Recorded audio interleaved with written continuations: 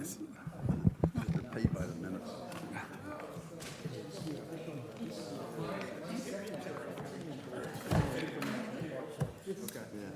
Judy, we're live. We can go whenever. So both of you, yes? You had me down for a yes. I do not. For your 40, I don't know how you ever respond to you. Oh, I said one. Yeah, way back. So if that's a yes, I'm really, I'm the first to, sign up for parties. I know it's on my schedule. Yeah. Yeah, read your emails. I might, so, yeah. Is Warren signed up? Yeah.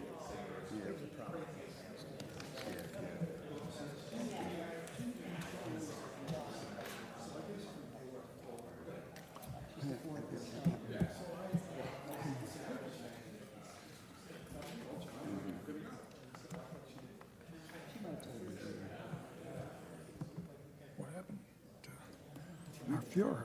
We can't go without a lawyer, right? Where'd he go? He's talking to Karen. Hello, John. Beat me with that hammer? Beat myself. Is there a lawyer in the house?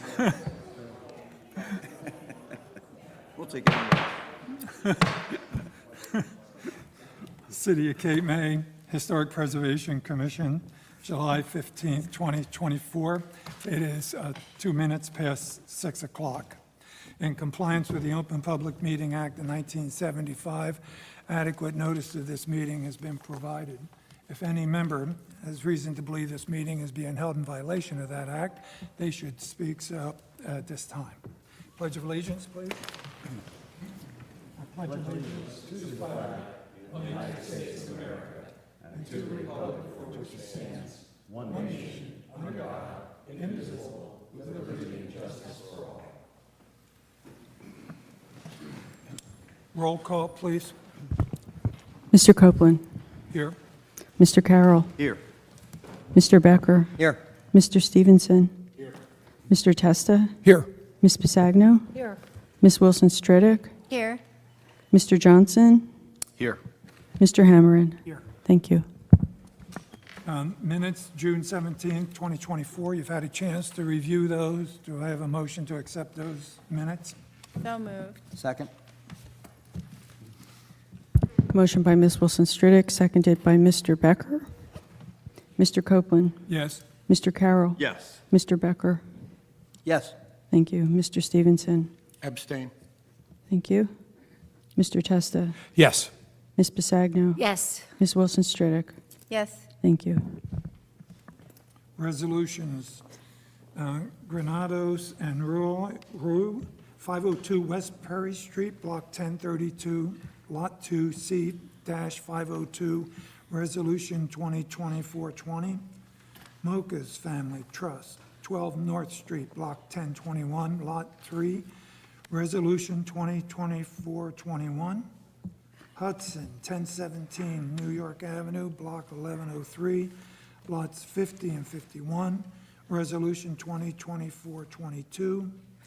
Oceanfront Properties LLC, 1045 Beach Avenue, Block 1101, Lots 7 through 9, Resolution 2024-23. And finally, 230 Grant Street, Cape May LLC, 230 Grant Street, Block 1019, Lot 14, Resolution 2024-24. Do I have a motion to accept those resolutions? So So move. Second? Motion by, Second. It's a tie. motion by Mr. Carroll, seconded by Ms. Wilson-Stridick. Is that correct? No. B. B. Oh, thank you, B. Sorry. Seconded by Ms. Pisagno. Mr. Copeland, Yes. Mr. Carroll, Yes. Mr. Becker. Yes. Mr. Stevenson, Abstain. Mr. Testa, Yes. Ms. Pisagno. Yes. Ms. Wilson-Stridick. Yes. Thank you. Applications approved or denied in review. You've had a chance to review those. Do I have a motion to accept them? I so move. Do I have a second? Second. Motion by Mr. Carroll, seconded by Mr. Stevenson. Mr. Copeland, Yes. Mr. Carroll, Yes. Mr. Becker. Yes, except for abstaining for Ianna Kone at 1045 Washington Street due to proximity. Thank you. Mr. Stevenson? Yes, except for 237 Cape Heart Lane. Abstain. Thank you. Mr. Testa? Yes as to all except Seolatega and Von Seacom. I abstain on those. Okay, thank you. Ms. Bisagno? Yes. Ms. Wilson Stridick? Yes. Thank you. Old business, first order of business tonight, Oceanfront Properties LLC, 1045 Beach Avenue, Block 1101, Lots 7, 8, and 9. It's a non-contributing outdoor seating area, includes fire pits, flagpole, synthetic turf, and a retaining wall.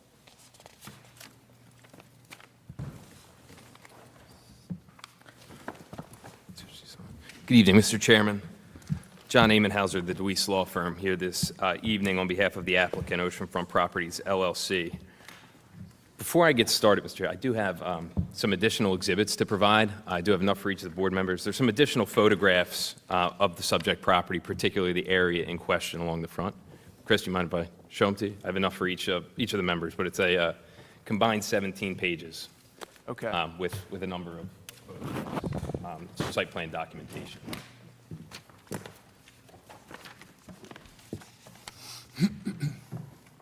Sorry, sir, could the other applicants introduce themselves, please?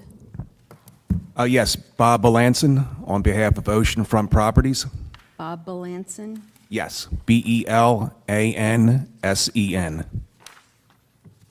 Thank you.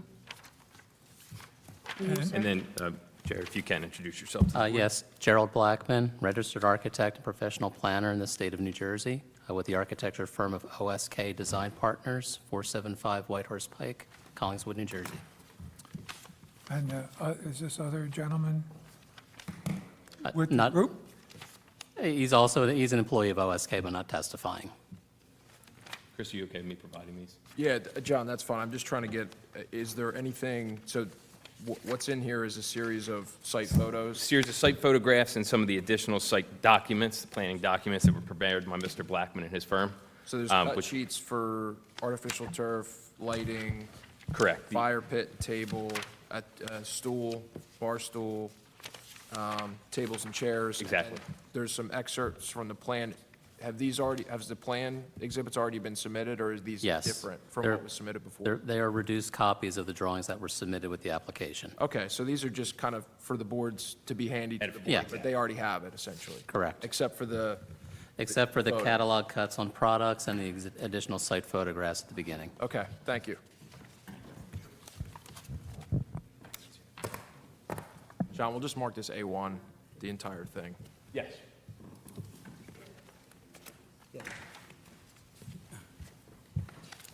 Mr. Chair, as you indicated, the subject property is operated as the Grand Hotel.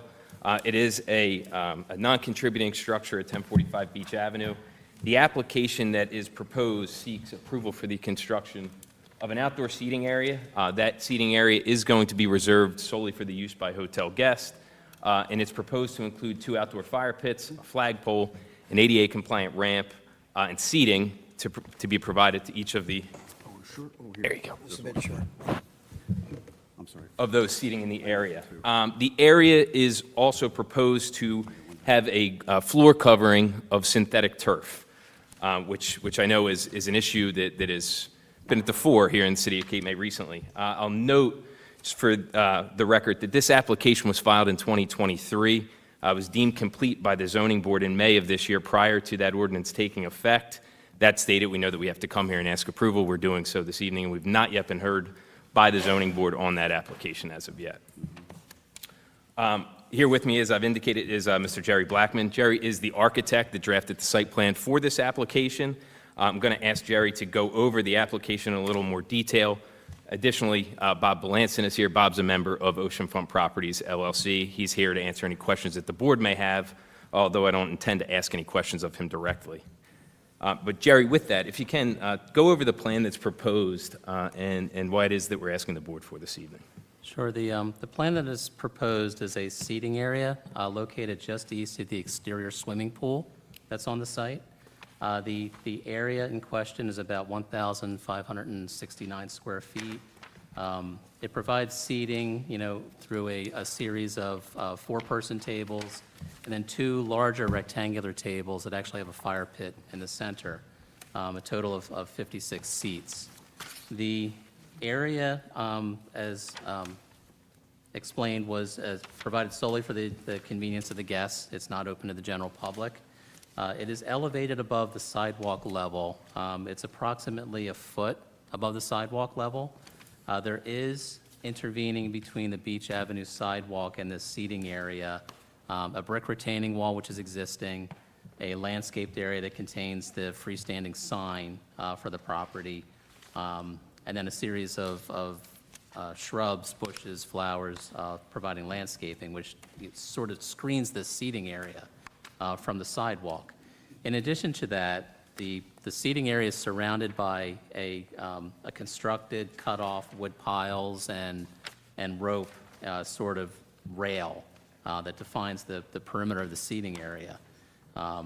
So you're hard-pressed to see the seating area from a pedestrian point of view on the sidewalk or from an automotive point of view if you're driving along Beach Avenue.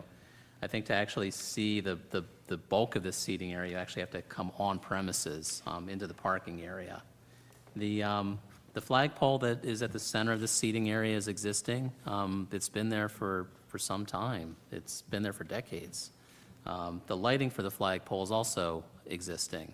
None of that is new. The brick retaining wall that is in the right-of-way along Beach Avenue is also existing. The landscaping is kept up annually at minimum, but the landscaped area that you see there is existing, although some of the plantings were new. Really, the pieces that are new are the turf grass that was installed, the installation of the furniture, and the installation of the cut-off piles sort of wall that defines the seating area. We do have low-level site lighting. It's provided by decorative lighting fixtures that are dispersed along the perimeter of the seating area, sitting on top of some of the cutoff piles. It's really not meant for site lighting for the drive aisles or sidewalks. It's more for helping to define, I guess, the seating area. The area is 2 steps up from the sidewalk level, which is along the parking spaces on the north and south side of the swimming pool. The ramp that was mentioned provides access from the seating area up to the pool deck. The pool deck is about a foot higher than the seating area. And the pool deck, its fence, its seats, its finishes, all of that, and any lighting around the pool, all of that is existing. It's not actually proposed to be changed as part of this application. The application does include the small areas adjacent to Beach Avenue that were formerly landscaped areas that were infilled with asphalt paving to create 2 additional parking spaces.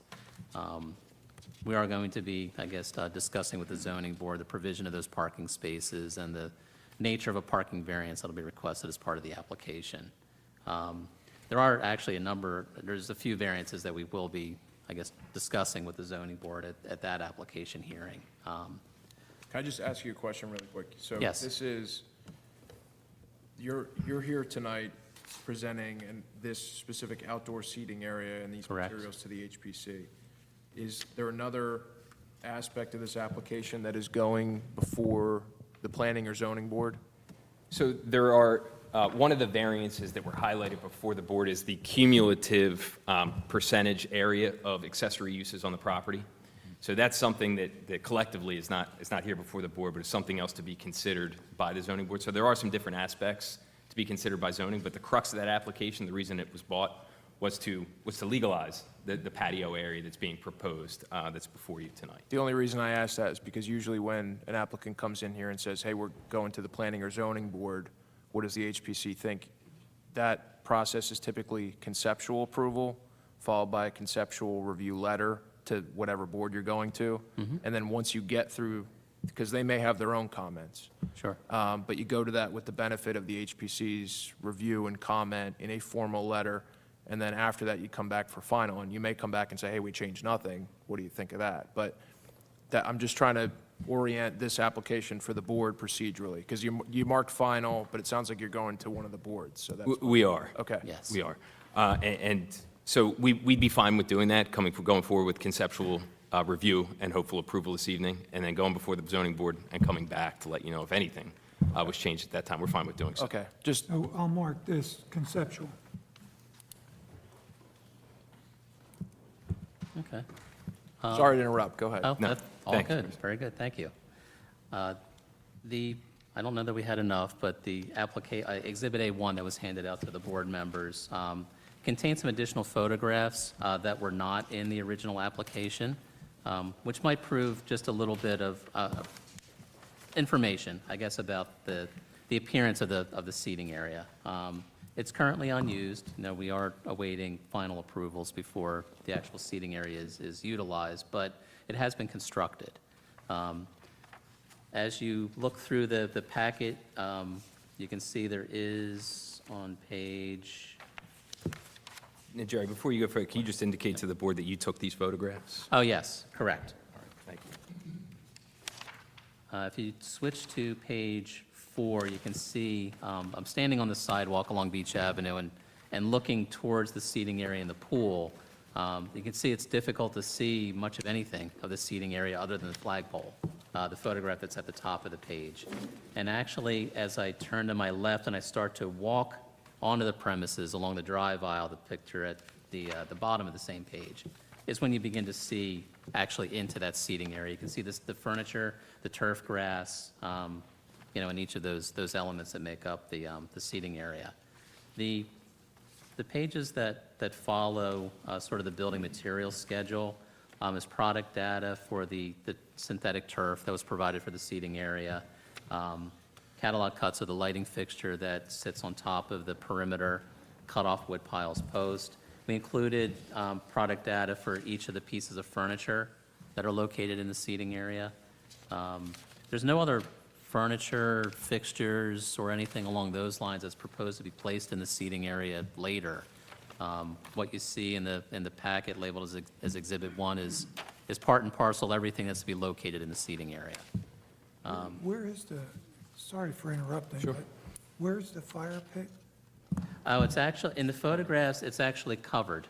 It's, the two fire pits are those long rectangular tables that flank the flagpole in the middle. Okay. The fire pit's in the middle of the table. But if you look at page, No, I saw that. okay, yep, Thank you. sure. So Jerry, when you're looking at this, and you look at this from the perspective of the historic design standards, right, the HPC, are you hard-pressed to view this as a visible yard area? It's When you're difficult. considering it from the streetscape and a perspective, a point of view of a pedestrian? Yes, unless you're on premises, it's difficult to see. And the Grand Hotel is, while it's in a historic district, it has not been deemed as a contributing structure as part of the historic district. We are looking at improvements that are solely on premises, difficult to view from vantage points other than the premises. If you're familiar with the site, the Grand Hotel is actually of a U shape, and the neighboring properties that are north and south, you really can't see past, I guess, the Grand Hotel towards this seating area. I would say that if you were on the other side of Beach and standing along the promenade, along the seawall, I suspect that you probably could get a view over the landscaping and into the seating area. But I think that might be the only vantage point that you could really see into that area, unless you're on premises. And Joe, the vantage point from the first photograph on the first page that you took, were you on the second floor That- area of the hotel? Yes, that is actually at the second floor, the roof that's above the restaurant. And is the covering of that area, the floor covering for that area, is that of the same material that's being proposed now? It is of the same material. So it's consistent on property, it exists there, and it's been there for a number of years, I believe, at this point, right? That's correct. 20 plus. 20-plus years. Okay. It's been there about 20 plus years, and it's around 11,000 square feet Yep. of I have a synthetic. question for the record, excuse me. I noticed that these plans are updated plans. Are they meant to replace the plans that are in the packet that you submitted on June 18th? That they are the same plans. Should be the same plan. It's just a reduced copy. It says added seating area. Yep. That was a later revision that was made part of the application. Okay, thank you. I'm not seeing that on my copy that was submitted on June 18th. One second. So yes, we can, it appears these are updated versions of the plan that were provided in the original packet, so we will utilize these as opposed to the originally submitted plans. That That's was my fine. question. Thank you very much. Yep, no problem. The Anything land- else you want to Yeah, add? the landscaped area is irrigated. Bob does keep that area maintained. The sign that's in the landscaped area is also existing. It was not part of this application, other than maybe some minor painting or if there was minor repairs to be made to the sign. But the sign is existing. I'm not sure how long it's been there, but I suspect it's been there Some for time. 20-plus years. Anything else, Jerry? That was it. Thank you. Normally, we would go around the room, but this is a bit straightforward, a bit different. I would open it up. Does any member of the commission have a question? So I have a question. Applicant? If we were not to approve the artificial synthetic turf, what other material would you consider for the paving in the seating area? Well, my guess would be that we would look at some hard paver, maybe a combination of decorative stone and paver stones, but something more along the lines of paver, I would suspect. Okay, the reason I ask is because, as you know, page 45 of our standard says that, I quote, "The use of synthetic grass or turf in visible yards is not appropriate." So, just real quickly, I did a schematic section using 5'2" to 5'3" average eye height, standing on the sidewalk 50 feet away to the backside of where that paving is. And even if that hedge were 3.5 feet high and the posts were, but they're not, you would still be able to see that from walking on the sidewalk, even on the side of Beach Avenue that the hotel is on. So your perspective, and by the way, your documentation's beautiful. It's really excellent and very clear and helpful to us. So I don't know at what height you set the viewing point to look at in that one drawing, but this section, this simple section, shows that it would be visible. So I would not be able to approve this because it has synthetic turf that's visible. Okay. Did I understand you to say you had a lot of synthetic turf already on the premises? Yes, about 11,000 square feet. And this is a total of, 1,569. Hey, Bob, can you just let the board, where, the existing synthetic turf, where does that exist on property? So over top of the restaurant is one of the sun decks, and the other sun deck is over top of the indoor pool. And again, the total area is approximately 11,000 square feet.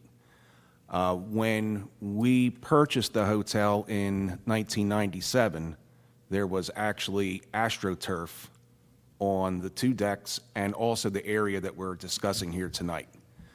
The AstroTurf was removed and the artificial grass was installed, as I said, about 20 years ago, maybe 22, somewhere in that neighborhood. And then when we improved the area that we're discussing here today, we used the same company, the same brand, same everything. So the specifications provided with our exhibit, that's what exists on the second floor levels right now, right? That type of? Correct. Okay. Yes. The boards of Cape May have had their ups and downs on fire pits. When Peter Shields Inn put in fire pits, which were not actually in their application, the neighbors complained, and as I remember right, I think the planning board turned them down on operating that fire pit. But then later on, Lemaire came along and proposed fire pits set back in their front yard area, and I think that went through planning board approval and was passed. Does anybody remember those as the way I do? yeah, I believe they have permission to do fire pits at Lemaire, and I don't have any difficulty with the arrangement. I think it's placed in the logical place where it needs to be. I don't think it's obtrusive relative to the views on beach, but I am not a fan of artificial turf in any way, shape, manner, or form. I don't want to expand its use in the city. I appreciate the fact that you've got a lot of it already there, but it seems to me, and it seems to me that the view that you would have, rather than be concerned about artificial turf, ought to be one where you have a harder surface. And we've approved, correct me if I'm wrong, the Peter Shields surface is a hard surface, right? At the corner of Trenton and Beach, and it's a hard surface. I would urge you, for purposes of redesign for this, to move away from the artificial turf and to use the harder surface to make a flat, hard surface. I could support that. I can't support the artificial turf at this point. I'm not eager to increase 1 extra inch of artificial turf in this city. I'm sure you understand if we approve it somewhere, no matter the surrounding areas, this certainly is a great way to soften the area of a major building, much larger than anything else in the historic district almost, that you now have a nice soft-looking area in the front, and even the artificial grass would look better than an awful lot of things. But, you know, still, you know, as soon as we open it up to one application, we're going to be seeing it in people's front yards around the town, or requests for it. So. And I think when we came in, and the idea that we had collectively was the idea of visible versus non-visible. Yeah. And I know that you just sort of enunciated on that point a little bit further, but the way that we looked at it, particularly in walking and driving by, we view the landscaping that exists as certainly a visible aspect of the front facade of the property along Beach. Given this sort of being behind it and down in terms of level, we didn't view it as visible, which we thought was, you know, gave us the ability to come in and, you know, with a straight face, make the argument that, hey, we don't believe this to be a visible front yard, and we thought the HPC could look at this favorably without looking, you know, going against what your design standards state, if you agreed with the point that it was not in a visible front yard. Can So that I was ask this. an additional question, John, to your visible? Where was the vantage point? Were you taking that from the sidewalk? Or were you taking it from the bulkhead? Because across the street, the seawall is going to be expanded in that So area. I took it from the sidewalk on the same side of the street as the hotel. And Okay. at between 5'2" and 5'3" above I that love it. sidewalk, which is average eye height, even Right. with the landscaping, you would be able to see over You can that. still see. At the farthest point towards the pool, you would be able to see it based on my section. There's no doubt from the seawall. and From the any seawall, and when that's built. It's visible. It's It No will visible. doubt be- from across the okay. street. I- That's Even though it's very got acknowledged. nice yeah. foliage in front of it, it's still visible. Okay, I just wanted to clarify that point, too. Other questions or comments? I would agree with the comments. The standards are relatively new, as you know, and were the result of an extended effort to explore all products and potential products, and are part of the zoning ordinance. So I would agree that it's not appropriate application for this. The rest of the presentation, I'm comfortable with, I would support, I think, but the material should be changed, so. Now, we can vote, or For table. Well, table, we could- or could- maybe. Or, I could move to approve it, but the conceptual approval would note that our approval is based and conditioned on using a hard surface instead of artificial turf. or But they maybe would not have even to a hard come back. surface, it could be just regular grass, just not. Could be grass, yeah, surf. I'm sorry, I didn't want to preclude Mother Nature here. Just figured with a fire pit and tables, it might make better sense to have a surface that was a little harder. But right, yeah, just exclude the use of artificial turf. Which would require them to come back. Well, they have to anyway. Yeah, we had to come back. and final. Is that a motion? I could make it one. I would move that we grant this application conceptual approval on the condition that the surface in question not be a surface made up of artificial turf. I'll second that. Motion by Mr. Testa, seconded by Mr. Becker. Mr. Copeland? Yes. Mr. Carroll? Yes. Mr. Becker? Yes. Mr. Stevenson? Yes. Mr. Testa? Yes. Ms. Bisagno? Yes. Ms. Wilson Stridick? Yes. Thank you. Thank you. Thank you. Thank you. Hope you're having a good season up there. Everybody's having a good season. Next order of business, Madison Cape May Re LLC, 1025 Beach Avenue, Block 1095, lots 8 through 13, non-contributing. This is a sun deck roof addition, guest house renovation, and landscaping.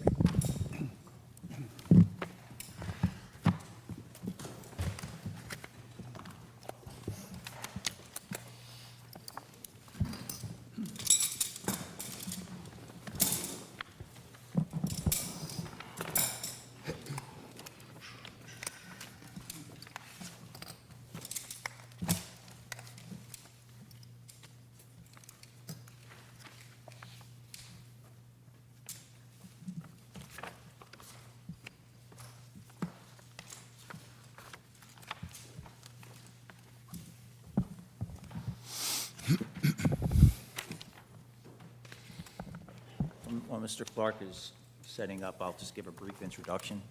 Thank you. Thank you, Mr. Chairman and members of the commission. Anthony Monzo from Monzo, Catanese Delalos, representing the applicant, which is Madison Cape May Real Estate LLC. With me are Dan Alicia to my left, who is a principal of the applicant, and Morris Clark, who's an architect from DAS Architects. We appeared here in January of 2023 to get conceptual approval for two projects, one big project, but two facets of it. One was the renovation, minor renovation of the hotel, mainly the construction of a permanent restaurant where the tent is currently situated with a deck on top, and also enclosing, or at least putting a covering on the deck on the far side, which is the west side of the hotel. And there's also a guest house, which is a contributing building that was approved conceptually for many renovations with certain conditions which the applicant has addressed. And specifically, and by the way, we also went to the planning board and got approvals for both projects. And so the only open item is getting final approval from HPC. The only condition that the commission wanted with respect to the hotel, based on the approving resolution, was that the standing seam roof be folded over on the edge. I'm not quite sure what that means, but whatever it means, the applicant is willing to do that, and I'm not sure. We'll check it out. Yeah, yeah. If you look at a historic copper roof, when it gets close to the edge, it's generally like a 1-inch seam, and when it gets down to the edge, Hospital corner. maybe a foot from the edge of the roof, it is then turned flat. Okay. There is a process for doing that with a standing seam metal roof, the manufactured roofs, and it is available on the internet of So included in our how to fold that over. in our submission was a plan for the renovation. I believe it's toward the back, and it actually, I think it's marked as page 800. And I'm not sure that shows you the detail that you need, but that is an acceptable condition for the applicant, so that's not an issue. Right. You've agreed to do that. Yes. The second part of it was the guest house, which is at the corner of Madison and I guess it was Kearney, or Stockton, I'm sorry. And the conditions that were requested by the commission was that the chimney be retained, that all windows, stair risers, guardrails, trim railings, water table, lattice columns, and column covers be wood. No composite material. The railing system must be appropriate for the structure, and that the commission wanted to see existing elevations to compare to the proposed elevations. All of those conditions have been addressed and are acceptable, and we believe the plans reflect that. So with that background, I'm going to have Mr. Clark just go through in a little more detail the changes and the plan revisions that were made, and then to address any questions that the commission may have. So before you do, I just have a quick question. The drawings that you've submitted are dated revised April 15th, 2024. Are those the most recent drawings, and the notes are correct in these drawings? Well, the latest drawing should have been June 14th. I just want to make sure we're looking at the most recent drawings. They should have been. So I'm actually looking at my concern mostly is around the renovation of the house. The architectural plans have not changed, the floor plans. Yeah. But the renderings. The notes on the architectural plans have changed. We updated them as part of the package at 614. Okay, thank you. And the Oh, you're, in the revision block, you see 415. That's right. 2024. Does it have the 614 along the side? Yeah, okay, good, thank We're you. on the same one. And everything's bubbled with a delta 1 in the notes. You should see. Oh, it's vertical on the side of the. Yes. Okay. Apologize for that. Go ahead. All right. Morris Clark, I am a partner and the architect at DAS Architects, 1628 JFK Boulevard, Suite 1300, in Philadelphia, PA. I don't know if you need any information on my background. I'm licensed in New Jersey. I've been in front of the zoning board, the planning board, and many similar boards, both in New Jersey and Pennsylvania. So the project, as Anthony had stated, we only made a couple minor changes, mostly at the guest house. I can take you through the entire project again if you'd like, or just the changes, whatever is easiest for the board. Do you have a preference? Guest house, really, is what we're looking at.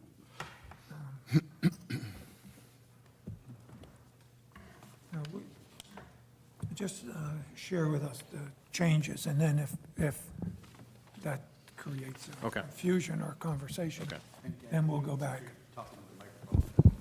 Having problems hearing, sorry. Is that better?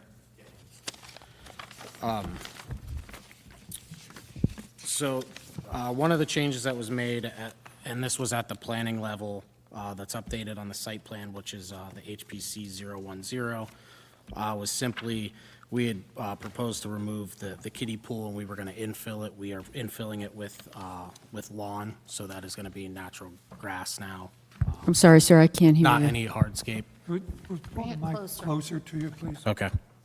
The kiddie pool was being infilled. It previously was shown as hardscape. It's now being shown as grass, as natural grass. So that's the only change on the site plan. Again, changes to the actual hotel building, there were none. We're still showing the same facade, the additional columns, the additional roof, as well as the expansion of the restaurant on the first floor and the roof deck. When we get to the guest house, the changes here were really based on our conversation at the preliminary review, where we've updated our drawings to reflect that all of our trim for the water table, our windows, our doors, trim around our doors, will all be wood. We show that in the drawings. Notes 2, 5, 9, 12, and 14 have all been updated to reflect the new painted wood railings. And that's on HPC 204, that is correct. Mr. Clark, just as you go through this, if you could just reference the page number as you're Yes. talking about each one. Thank you. As well on HPC 205, where we are showing the second and third floor of the guest house. Again, the notes are updated and bubbled with the addendum marker showing that we are complying with the requested wood railings at the stair at the rear, as well as our balconies having wood trim. I'm sorry to interrupt you there, but both of those notes you just referred to on HPC 204 and 205 still indicate in note 12 and 14 that you're using an aluminum guardrail system. Is that accurate? Sorry, note 12, I apologize. The sheet notes for the project are both for the hotel and the guest house. So you will see that there is no note 12 on the guest house. Thank you for that. Yes, so sorry.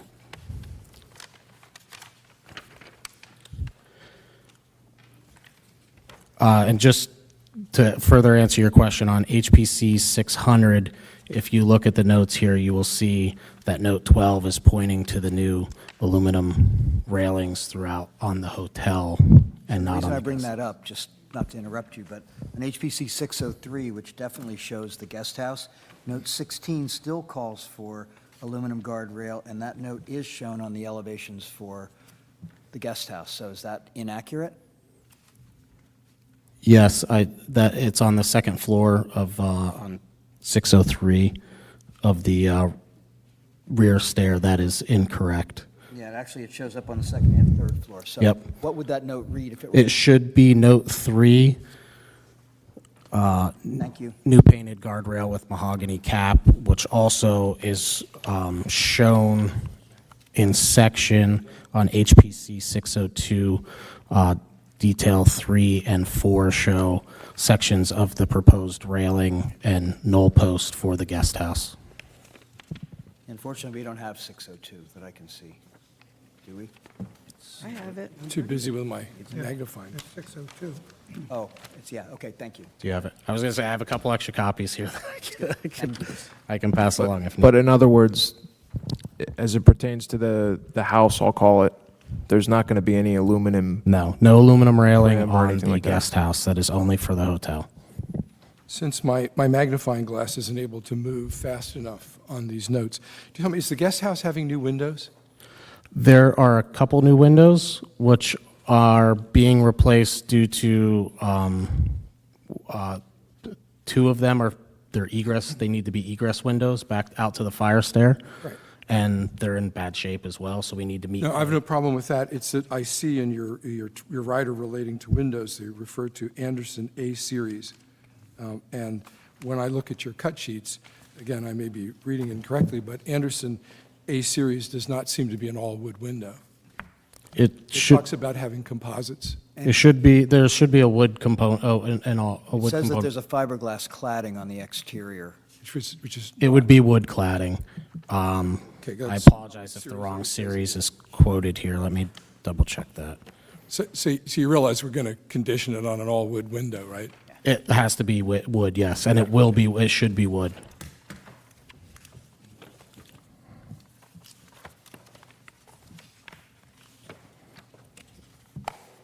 We're going to need to make sure that the final plans that we look at have those on it, so that when we sign and it goes to the construction office, there's no confusion as to what the material is. Absolutely, we can get the corrected Anderson series. Well, Anderson does not have a wood window. Yeah, I You're apologize. going to have to pick another manufacturer. It will be another manufacturer. It will not be Anderson. That is a mistake on our part, and we will pick up those 2 Rogue Note 16s on the railing as well, and we can get them over immediately.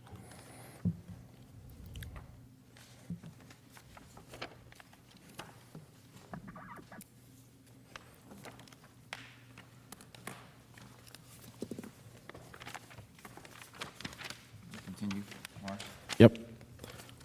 So just continuing to the guest house, we already touched on the elevations, but HPC 602 are the east and north elevations.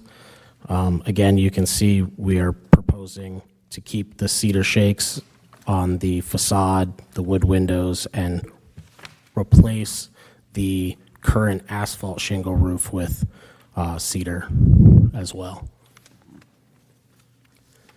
602 is also, again, where the proposed railing details show up. HPC 603 is the west and south elevations. Here you can see the all-wood stair that comes down the back. That is really the fire stair in the rear, where we are replacing a couple of those windows with the new wood windows for egress purposes, as well as our wood trim, our wood railings, our brick at the bottom, which exists with a wood water table, and our railing again.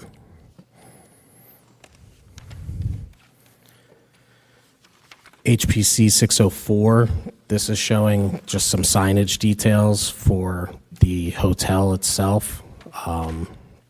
We had provided these for zoning and just for some lighting information. So we do have in elevation 1, this is a sign that's being built over the existing pool equipment room. And we are putting this sign, and we have 3 LED spotlights that will light the wood Madison Resort Cape May sign on the front, as well as in the half-circle dormer on the top center of the hotel. That's elevation 4, showing again the Madison sign, which has a linear LED fixture that protrudes from the building in a brass finish and will shine back onto the surface of that sign so that it is face lit. So And on the 604, Morris, maybe I missed it, but I don't see any calling out of the material of the signage face. What material is that sign made out of? It's painted wood. Okay. The sign, I believe, it could be it could be a painted metal, I suppose, for durability for the sign itself, but it would be in the white paint finish. Have you thought about the temperature of your LEDs? Yes, and I apologize, I do not think it's listed. It's 3,000. 3,000, Yeah. yep. right. So you're just on the edge of warm, going to white. We wanted to stay away from the bright white, but enough that it was warm enough to be seen. All right, so 3,000 K is your... Yeah, 3,000 K is what we've specified.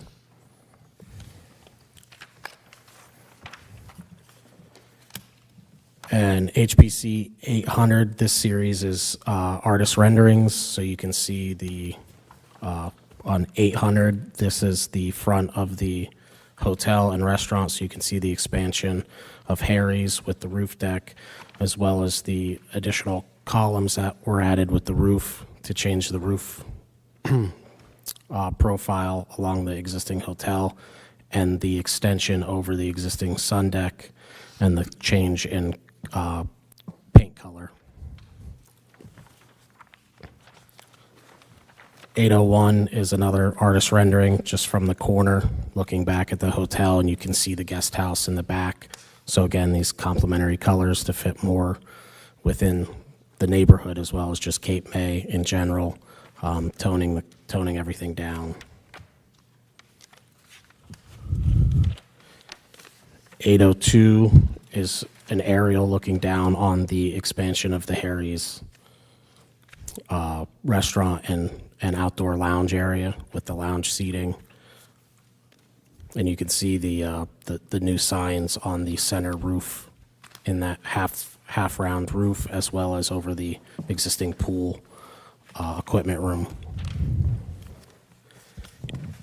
803 is another rendering from the corner looking back at the guest house. Here you can see the cedar shake, the wood, the brick base, the brick chimney that is remaining, and all the wood railing system and wood trim that we are proposing.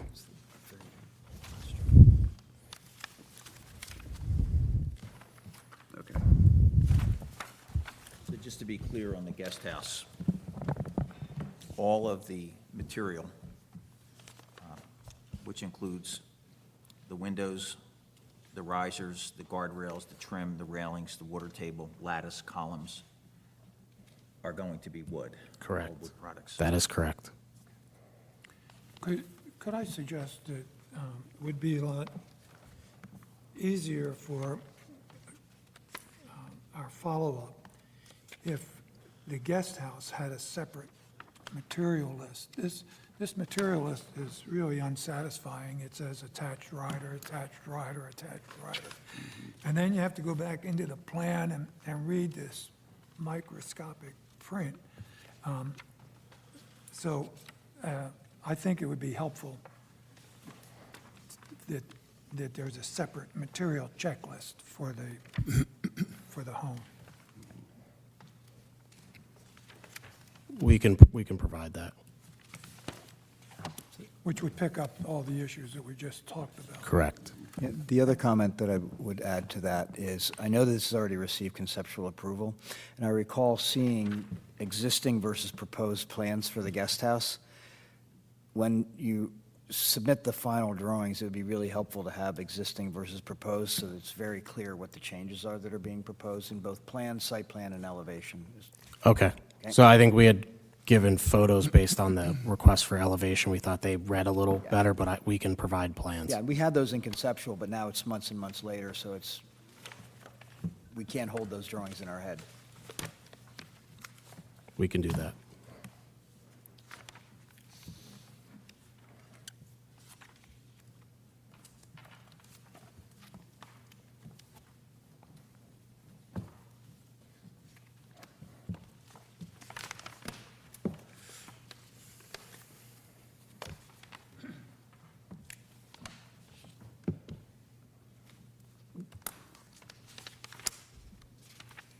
I do think overall, most of the things that you're planning here, whether we're arguing about whether they're labeled right or wrong, are very handsome additions. The colors are going to work a lot better to soften the effect of the whole thing. I think the eye appeal of the building is going to be very excellent and really fit in a lot more with that wonderful line of houses that are just right to the west of it. Yes. Thank you. I just have one question, too, regarding the exterior of the guest house. I see you have stairwells that touch all floors interior. What is the need for the external stairways? It's a secondary egress from the guest room. So there's balconies. The house is guest rooms on 2 and 3. So they are a primary egress and Yeah. So there are egress windows that are allowing guests out in case of an So emergency. that's what I saw somewhere where it was described as a fire escape. Yeah, it's a fire escape. It's a wood fire escape. And we made sure to stay with windows so that keep people from wandering out there. That's because of that third floor, right? It's guest house with a third floor, you need that second means of egress. Correct. Yeah. Other questions or comments for this applicant? I will Anyone? make a motion Good luck. that we offer conceptual approval with a separate set of plans for the guest house with materials before, pictures after work. We're showing everything that we've talked about to be in wood, from the windows, the siding, the trim, and that it all comes out different than what you're proposing on the main building. Can I just ask you to amend that to say final approval? Because they've already had conceptual, they have no further passage to any other board, so we can attach the conditions, but it's a final approval they're looking for, yeah. Final approval. Well, wait a minute. Do we get a resolution if we do final with modifications? Yes, and that's, as I see it, I think the board has two options right now. They've already got conceptual. They went to the other board to run through that whole process. They're back here for final. What the board can do is either they can take the comments, you could see if the applicant wants to come back with those at a follow-up meeting to address those comments tonight, or we can go back through the discussion and make a very long condition list that is incorporated into a resolution of approval. I don't, But there really are only about 3 conditions. Yeah, I think there's. well, they have to, they. Four?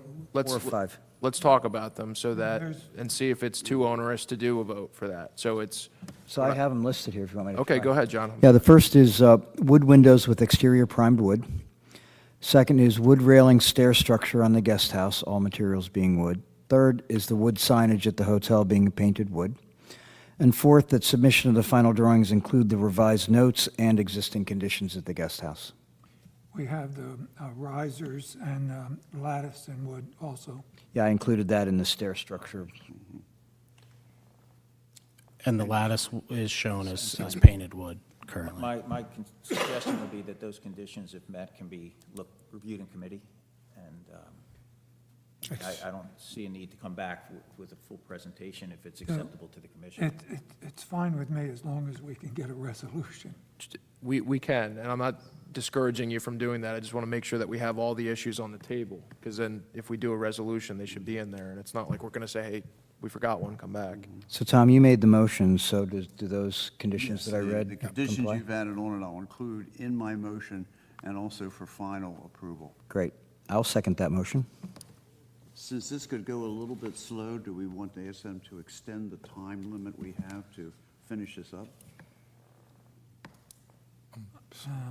We'll have if we approve this motion tonight, we'll have a resolution next meeting incorporating those conditions. So I don't see, we'd be acting on For it the tonight. record, the applicant extends any time constraints. But I'm not we- sure it's necessary, since we Yeah. are getting, Okay. there's a resolution being considered tonight. We'd be acting on it tonight, and we'd have a resolution within the time required under the law, so I'm And okay with will it. will the revisions arrive in time for the next meeting on Yeah. August 12th?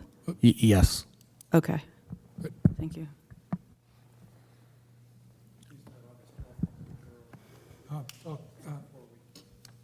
It's really up to them when they meet those conditions. It's only going to hold up their project if they don't. We've done our part by taking action with conditions.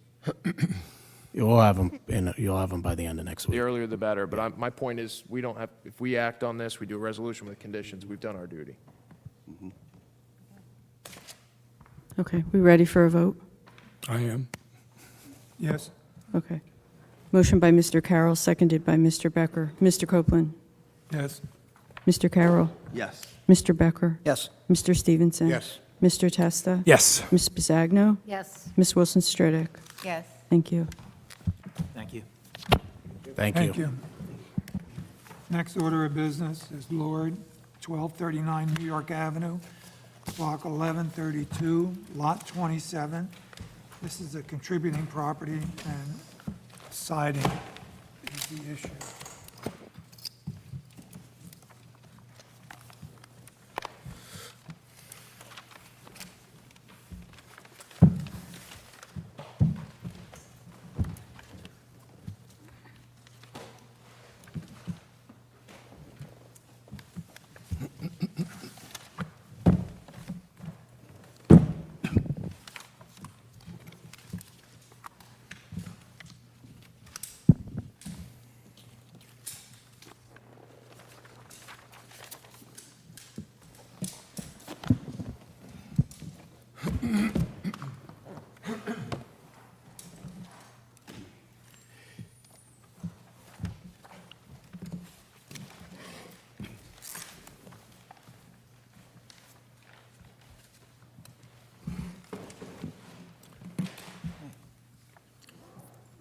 Thank you. Thank you, Mr. Chairman, members of the commission. Anthony Monzo from Monzo, Catanese, Stellalis, representing the applicants Tom and Gigi Lord in connection with 1239 New York Avenue.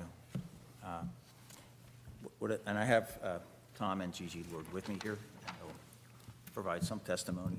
I do want to pass out some exhibits. Go ahead, no, okay. Thank you.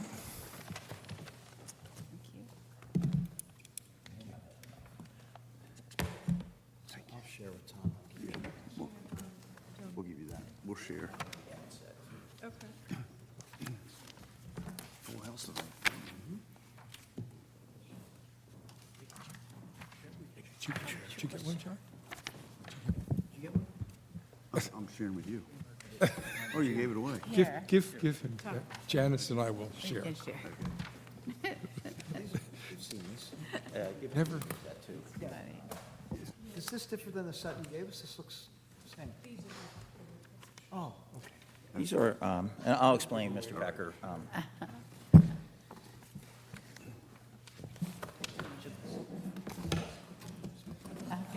So first, thank you for giving us the opportunity to come back and try to revise what was previously approved.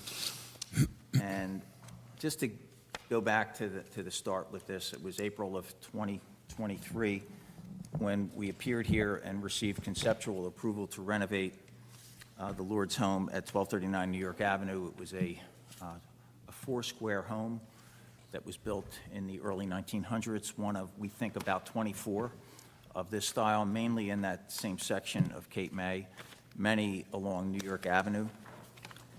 And at the time the conceptual approval was approved, the applicant had proposed hand-dipped cedar shakes as the cladding material for the home. Right now, there is a vinyl product on the house, and underneath the vinyl is asbestos. And when the application for final was submitted, based on the questionnaire, what's underneath the asbestos, I believe they found that there was some clapboard siding. So as a result of that, and the applicants weren't prepared at least to address that, so that's why we're back here, because we wanted to produce some additional evidence. Because when they thought they were coming and getting their approval for the cedar shake, and actually they were trying to get a concession for cement board type material, which was not accepted, but at least they want to be able to do the cedar shake, which was always the style of home that they wanted to build. I mean, they're renovating this home, they're putting all new wood windows in, and they're bringing it back to really a good look that's prevalent throughout Cape May, and especially this part of town. So what was not presented at that meeting were the various homes of this style that had previously either been renovated or maybe had original material. We're not sure, but if I can just take you through the exhibits. We did include in the application some references, but I took these photos this morning. Exhibits A, 1 through A. 12. Well, A10, and then 11 and 12 are Google Earth photos that I wanted to just include just for some clarity. Actually, 10, 11, and 12, 9, 10, 11, 12 are Google Earth. So I took 1 through 8. So I started at the 1000 block of New York Avenue, all on the north side. And these are all the same style home, probably built around the same era. The first one is Exhibit A1. And the property address, as you can see on the stairs, is 1025 New York Avenue, and that's a cedar shake home. The next one is A2, and that is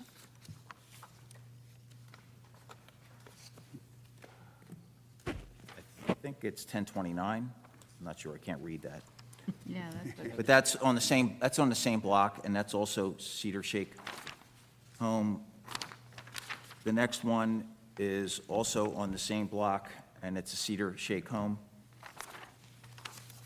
Then we have one more, and it's A4, which is 1045. It's hard to see with the trees, but that's a cedar shake home, same style home. The next one is in the 1100 block, and that's Exhibit A5, and that is, again, a four-square home with cedar shake cladding. This next one is A6, and this is 1121 New York Avenue. This home is being renovated, and the existing cedar shake cladding is being replaced with new cedar shake cladding. The next one is A7, that's 1129 New York Avenue, and that is also cedar shake cladding. This may be a synthetic material. That's hardy board. So I think that's hardy board. And the last one is Exhibit A8, which is on the 1300 block, and that is also cedar shake. The next four exhibits are some Google Earth photos. The first one is just a clearer photo of 1045 New York Avenue that was kind of hidden by the trees. It's still hidden by the trees, but it's a little more visible with cedar shake. This next one was not included in the photos, and that's 1117 New York Avenue, cedar shake. And a lot of these homes, the style of the home was the same pretty much throughout, but you'll see different porches, different staircases, and in fact, there are two of them that are not in the photos. They may be in the package that actually put a garage off to the side of them, but they're all cedar shake. This 1121 New York Avenue is cedar shake, and this is the one that was being renovated. This is what it looked like before the renovation started. And the last photo is the subject property. Again, same style that has the vinyl siding on it. So when I go through the standards, the main thing is it has to be appropriate. And, you know, what's an appropriate material for this type of home and for this period and for this neighborhood? And I'm not sure anybody on the commission can say that cedar shakes are not appropriate. I mean, they're clearly appropriate. And it doesn't say that when you find out that the evidence shows what the original material was, the standards do not say you must use the original material. If you look at the actual standards, and I'll just quote them, if you go to, when I turn to page 22, it says, "It is encouraged that replacement cladding on contributing buildings or additions to contributing properties replicate the original cladding in both material and design." It says it is encouraged, not required. And then it goes on to say that composite or imitative cladding is never appropriate for contributing properties or new additions to contributing properties. So we have a difference between what's encouraged as cladding material as opposed to what's required, what's appropriate versus what's inappropriate. And to me, it's very hard to come to the conclusion that cedar shake siding that's on, and we counted 22 of the 24 four-square homes, only 2 of them have the clapboard siding, and all the other ones have either a natural wood shingle or a composite wood or shingle style of cladding.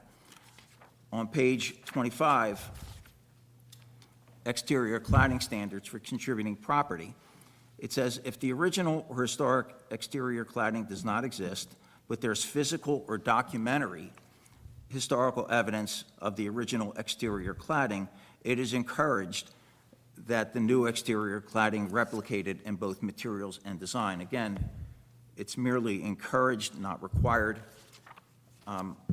Lastly, I go to toward the end of the standards, and they go through the various periods.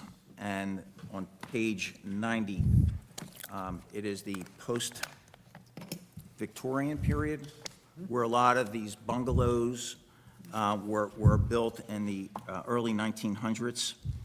And it says, including California bungalows, the Prairie House, and the American Foursquare, which is what this is. And then on the next page, when it talks about exterior cladding for these style homes, and the period it was 1890 to 1940, it says wood clapboard or shingle. This is not about cost. The cost of clapboard siding is actually less than what the Lords want to do. They had a vision. They live on New York Avenue. They looked at all these homes. They love the weathered shingle-style home, which is prevalent throughout this part of town. And with this additional evidence, we're respectfully requesting that the commission reconsider the approval that had wood clapboard siding and allow them to put the cedar shingle or shake style cladding. And I'll let maybe Mrs. Lord can provide testimony, or Tom, do you want to just make any statements on this? We both can. Okay. But, did you do one? Or you go first. Thank you. The house, as we've been before you a couple of times, it was built in 1910. It's been in our family, originally Tom's. I was fortunate to marry into the family. But it's been in the family for 95% of that time. I believe Tom's great-grandfather purchased the home in 1914. It originally had the clapboard, which we found out when we completed the documentation for our final approval. That was then covered up with asbestos, which I don't know if I'm going to use the proper terminology, but since we're learning about reveals and so forth, that asbestos was probably 10, 11 inches wide, and it is what is still currently on our garage that you all have approved to be demolished. After that, Tom's parents put on the vinyl. Yes, it's vinyl, but it looks like shingles. Our intent with this renovation, which is quite extensive, because the house has not really had many major renovations over the course of 114 years, but our intent is to maintain the look and feel of the family house. This is the only house that our children have ever lived in. It is a house that the rest of Tom's siblings and his family, it's still considered the family house. So that's why we would like to try and preserve it in the way that Tom's parents left it when we bought it from them back in 2009. As Tony mentioned, he gave you pictures of many of the four-square homes on New York Avenue. There are many other types of homes, the newer ones. Some of them have the hardy board and other materials, but the majority of the other existing older homes are also the cedar shake. Being a corner property, we're very proud to show off our home, and by asking for the cedar shake shingles again, which was originally approved during our conceptual meeting in March of '23, that's what we would, like for you guys to approve here. So thank you. Well done, G. Actually, I wish she was here at the last meeting, because Gigi's much better at visualizing these things, and I was along with the architect at that last meeting. And when the clapboard with 4-inch reveal was approved, I was totally taken by surprise, because we already had conceptual approval for the cedar shake siding, and we thought it was going to be smooth sailing. But the clapboard, I just couldn't visualize that, because I've always known our house to have the shingle siding. And it's very common in our neighborhood. As Tony pointed out, there's only 2 homes, four-square homes like ours out of 24. We walked through, did a survey of all of them, and only one of them was cedar. The other one was vinyl. But anyway, we want to conform to the streetscape as well as the home, the family home, and the look and feel that we've always known. The issue, though, is this is a contributing home, and the evidence that you've provided yourself is that it was originally clad with clapboards. And our standards are really quite clear, I think, with regards to if there's original material, if you know what it is, on a contributing and key home, then that's the material that should be used in a renovation. So the question for me is not whether there's a number of cedar shingle clad homes in the area. The question is, what did this contributing home have? Also, which we haven't discussed, but the garage would be expected to be clad in the same material, even though the garage is added at a different time. The garage, I don't mean to interrupt, the garage was already, we're not looking to undo what was previously approved with respect to the garage. That was approved, and then in committee, because it was new construction, it was permitted to use the hardy board shingle style. And the basis for that request was due to the close proximity of our neighbors' garages. There's only about 3 feet difference. So at the last review meeting that our architect had with a few of the members, it was approved that the garage could be, that we could use the hardy board on the Yeah. garage. I don't want to get into the issue of the garage. And I think council has counted up all the encourages that our standards have in it.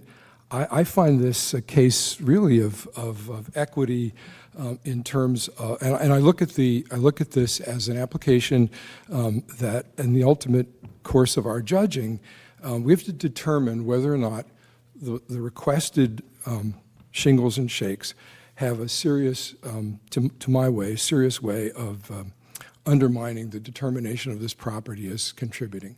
We cannot let that happen. And I've come to the view that our design standards, for me at least, have some degree of flexibility in them. And when I read that it is encouraged for the replacement cladding on contributing properties to be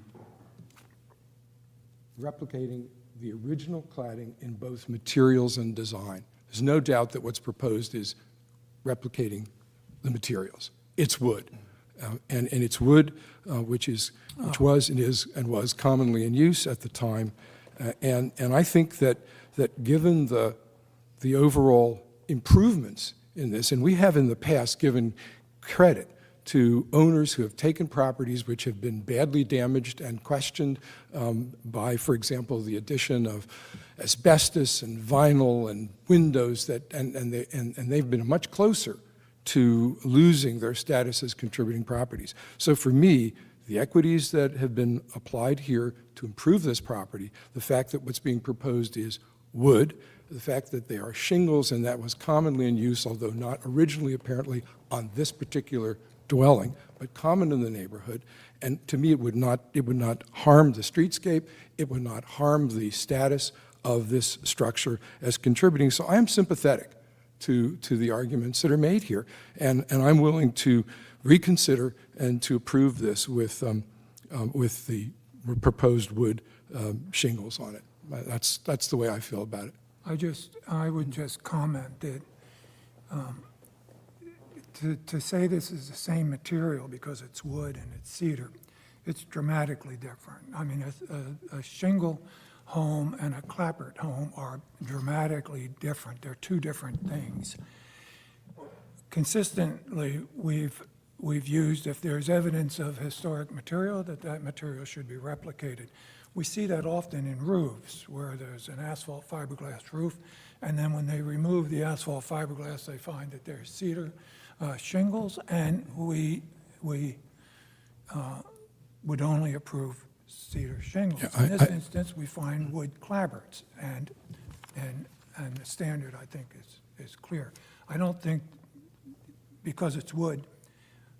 Well, it's not just wood, it's cedar wood. Yeah, but it's a different product. It's a different, I mean, I concede that it is not similar in design.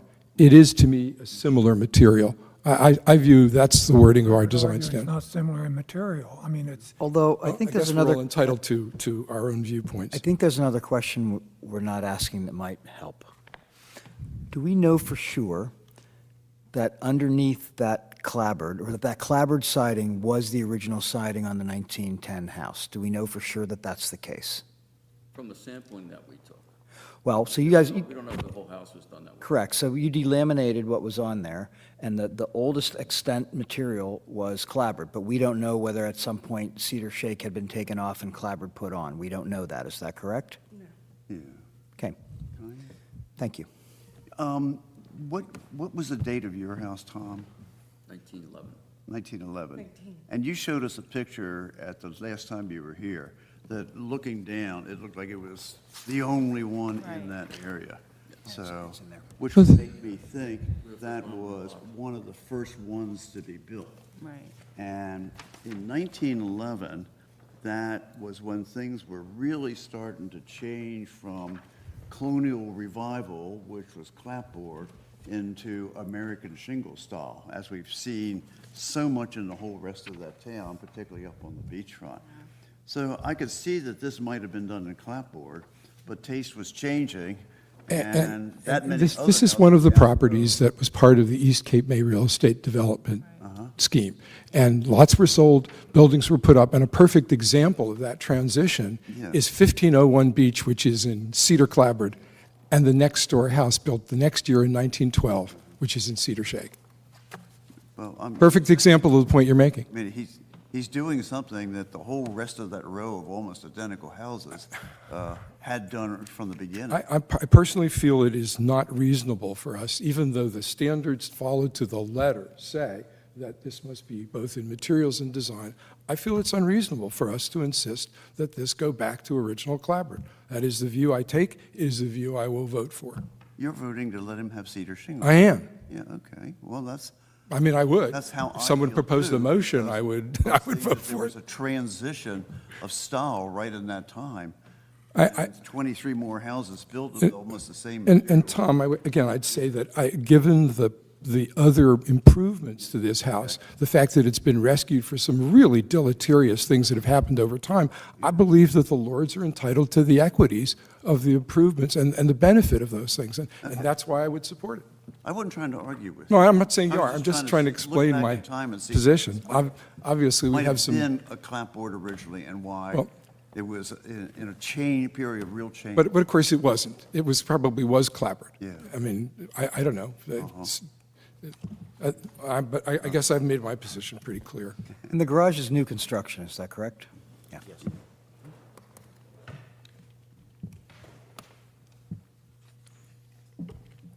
Other comments? Thank you. Do I have a motion?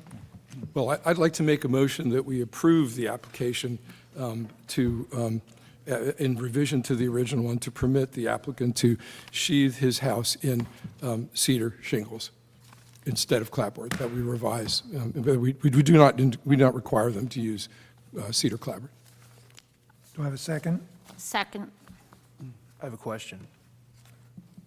The motion, or the resolution approval that we're proposing to modify tonight referenced as a condition of approval, the applicant is required to utilize horizontal wood clapboard siding on both structures with no more than a 4-inch reveal, which includes both the principal building and accessory garage. Are we dealing with that tonight, Mr. Monzo? Mr. Gillen-Schwartz, we included in our application the minutes, I believe, from the review committee meeting where the position on the garage was altered. Okay. I bring that up as a point of clarification so that if whatever the next resolution reflects anything that's happened in the interim. So, So to clarify, I believe you guys are proposing that the cladding on the new garage be hardy shingles of the style and sizing that would match the cedar shake you're proposing on the primary house. Is that accurate? Okay. so whatever is approved tonight will be hardy material on the accessory garage? Okay. That motion was made and seconded? We have a motion and a second. Motion by Mr. Testa, seconded by Ms. Bisagno. Mr. Copeland? No. Mr. Carroll? Yes. Mr. Becker? Yes. Mr. Stevenson? Yes. Mr. Testa? Yes. Ms. Bisagno? Yes, and I'd like to say why. As Jim would always say, I've played in about every house in town when I was a child. I had many friends who lived on that street. From the time I was a child and I was an adult, one of my best friends lived there. And to me, those houses, I mean, the Cedar Shakes are just synonymous with those houses. And that's what they have had, and that's what they should have. So my answer is a yes. Ms. Wilson-Stridick? Yes. Thank you. Thank you very much. Thank you. New business, 20 Grant Street, Cape May LLC, Block 1019, Lot 14. Thank you. Not rated, it's a new house.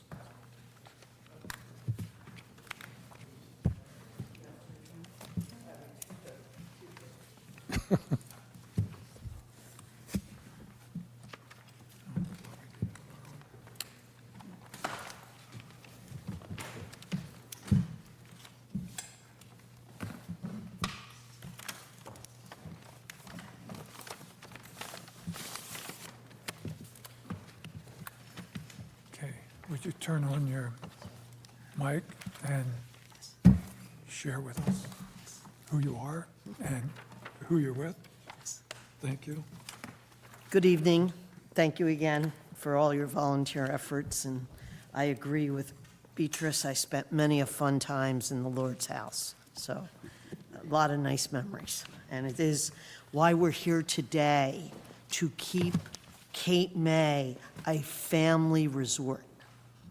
And I'm very proud, a year later, that I purchased my neighbor's home from a meeting I had here. And now the home is, I have 3 children. I own 3 continuous homes on Grant Street, and my intention of the home I bought in November of 2023 is to put my 3rd home on the street to keep my children together in Cape May. I am 7th generation, going back to the 1840s on my mother's side, both my mother's maternal and paternal parents, the King family on Beach and Jackson, and the Kelly family on Patterson and Beach. I'm here today with James Chadwick, my architect, and at the last meeting, we got approval to remove the existing bungalow, and here we are proposing to hopefully build a new family private home for my 3rd child. Good evening. I'm James Chadwick. I'm a registered architect and engineer in the state of New Jersey. I've been here several times. If you need me to throw any curriculum vitae or that kind of stuff into the air, I'll be glad to do that. But I think you recognize me. I've been here several times in the past.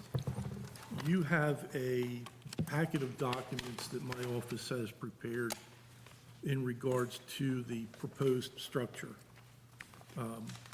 Of those preliminary or conceptual floor plans and elevations you have, I have in the past week or 2 made some minor changes and colored up the front building to show you a colored rendering of this. So I have enough to pass everything out to everybody. I'll do that for you, Jen. Excuse me, Mr. Chadwick, could you move your mic closer? It doesn't seem to be registering. Slide can you hear me better? Yeah, thank you. James, turn the other one on too, that might even. Mr. Chadwick, that you just make sure it's green. Hit the button again. Just hit it. Make sure it's green. That's fine. That's good. Green is good. Mr. Chadwick, just to confirm, what you're handing out right now is the same stuff that you submitted before, just with color, right? Okay. Yeah. But with some modifications that you're going to go over? Correct. Okay. Yes. It's bigger.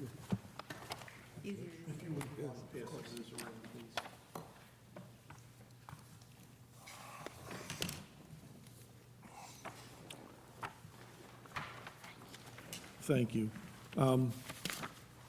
We have proposed a single-family residence, as Kathy has said, to go on this property.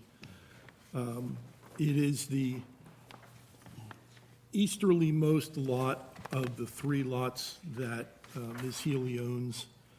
There is, you should be aware, a concurrent subdivision application at the planning board that will seek to modify the lot dimensions and provide more lot area for this lot.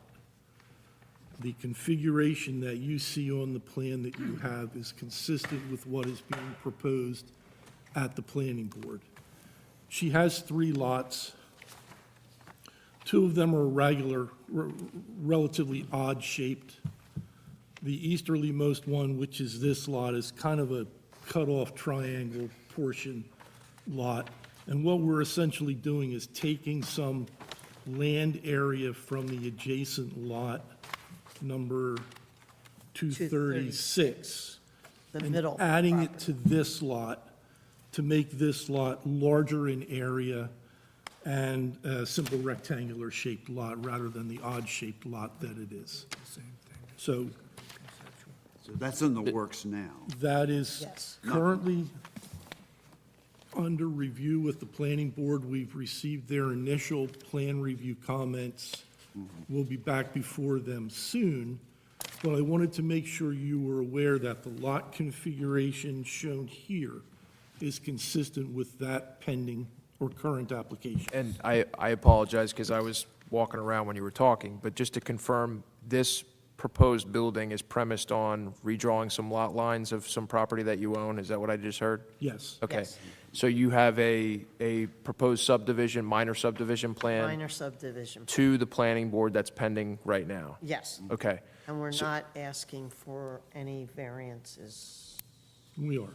We have One variance. Okay. one minor. So procedurally, did you catch my discussion earlier about the first people that were here? When you're going to the board, going to either the planning or zoning board, the first stop is conceptual review with the HPC. Any discussion items get put into, not a resolution, but a conceptual review letter that goes to those boards. So when you go to planning, they will see, yes, they went to the HPC, here are the comments, and then you Right. come back for final afterwards. That's- So that's you've applied for final here, but we'll convert this to conceptual based on the acknowledgement that you're having to go, you have to go to the planning. Agreed. Right, okay. Yes. And in fact, they have indicated that, obviously, we do have to come to the HPC, and their final approval would be conditional upon whatever happens here as well. So we're aware of that. Okay. I just wanted to make sure you guys were all aware of some of the machinations that are happening in the background.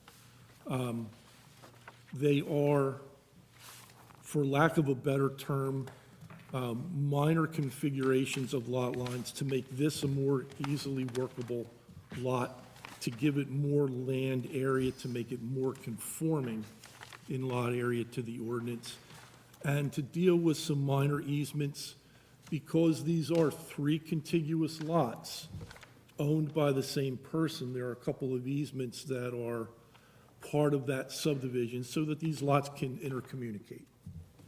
Okay?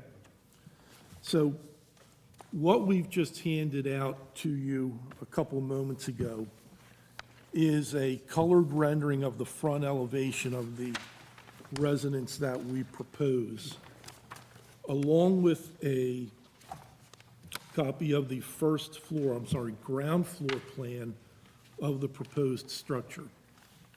I did this for a couple of reasons. First off, I think it's always beneficial to give you a color rendering that has some depth with shadow lines, et cetera, so you get a better feel for the structure that's proposed.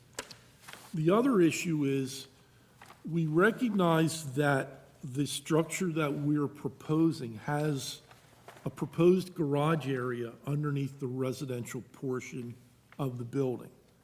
And we understand that part of the regulations or standards that have recently been approved by the HPC have guidance in regards to trying to keep the structure as low as possible and not inordinately raising the structure just to create a garage underneath it. I believe there are other provisions that say you don't want garage doors facing the street or visible from the street. So the two plans that were handed out to you just a couple moments ago, I believe address those two issues. One of the problems we have on this lot is it's fairly low in elevation. Grant Street in front of the property floods very Yeah. easily. Storms. With the heavy rains that we had just last week, Friday. Friday, right. The Parking, signs are still up today, road flooding. so we want to get the parking obviously on site, and we're required to do that by ordinance anyway. We want to protect that parking. We also realize we don't want these garage doors blasting out towards the street. So we've done two things. We've taken the main two garage doors that are closest to the front of the street, and in fact, there are three garage doors. We've located them on the side of the building, on the easterly side of the building, but taken those first two doors and recessed them roughly 4 feet into the building, thus limiting their visibility from the street. We've also then substantially landscaped the front of the lot to provide a visual buffer to those garage doors. Secondly, and it deals with the part of your standard that doesn't want the house ordinarily raised above a garage just placed underneath it. We want to provide security by providing garage parking. I think that's best done by providing an attached garage for this structure. But what we've done is propose to raise the front grade of this property so that by constructing a low retaining wall, a brick wall along the front of the property, just adjacent to the sidewalk, that wall would be approximately 18 to 24 inches high. We create a small buffer there and then have a sloping lawn going up toward the front of the residence to another retaining wall at the back of that. In doing so, the grade level at the street, which is at 3, and with our finished floor proposed at 14, there's 11-foot difference there. But what we're proposing to do by raising the grade, the elevation underneath the house, because of that flooding in the area, will be raised to elevation 5. If we go from the finished grade of the house at 5 to the floor level at 14, you've got 9 feet for that. If we go from grade of 3 at the front to the 5 underneath the building, you're already raising 2 feet. So we think that the lawn area and the retaining walls that we propose to place at the front will provide a visual buffer and also visually raise the grade at the front of the property so that the finished floor at 14 doesn't appear to be as high. If we set that same floor at 14 without creating this landscaped area in the front of the building, I think it would be doing what you don't want us to do. Therefore, by raising this grade, we can get away from that object or that idea of a building slapped on top of a garage underneath and thus looking too tall. We think this proportionally makes the house fit within the neighborhood. I would also say that in regards to the garage doors facing to the side, there are a number of structures in the immediate vicinity of this dwelling on the same side of the street that have garages toward the front of the building, actually at the front of the building, and with garage doors facing the side property line. That condition happens at Kathy's current house, the one she lives in at number 248. The house immediately adjacent to hers at, I believe, 256 has a similar condition. They have a front door facing the street. Right. They have 4 garage doors. So in the packet that I provided to you is also a streetscape. We've tried to create a streetscape rendering using the structures that are already there to give you a sense of the size of this proposed structure versus the buildings that are there. It's our opinion that what we've proposed is consistent with the size and type of structure that's in the neighborhood.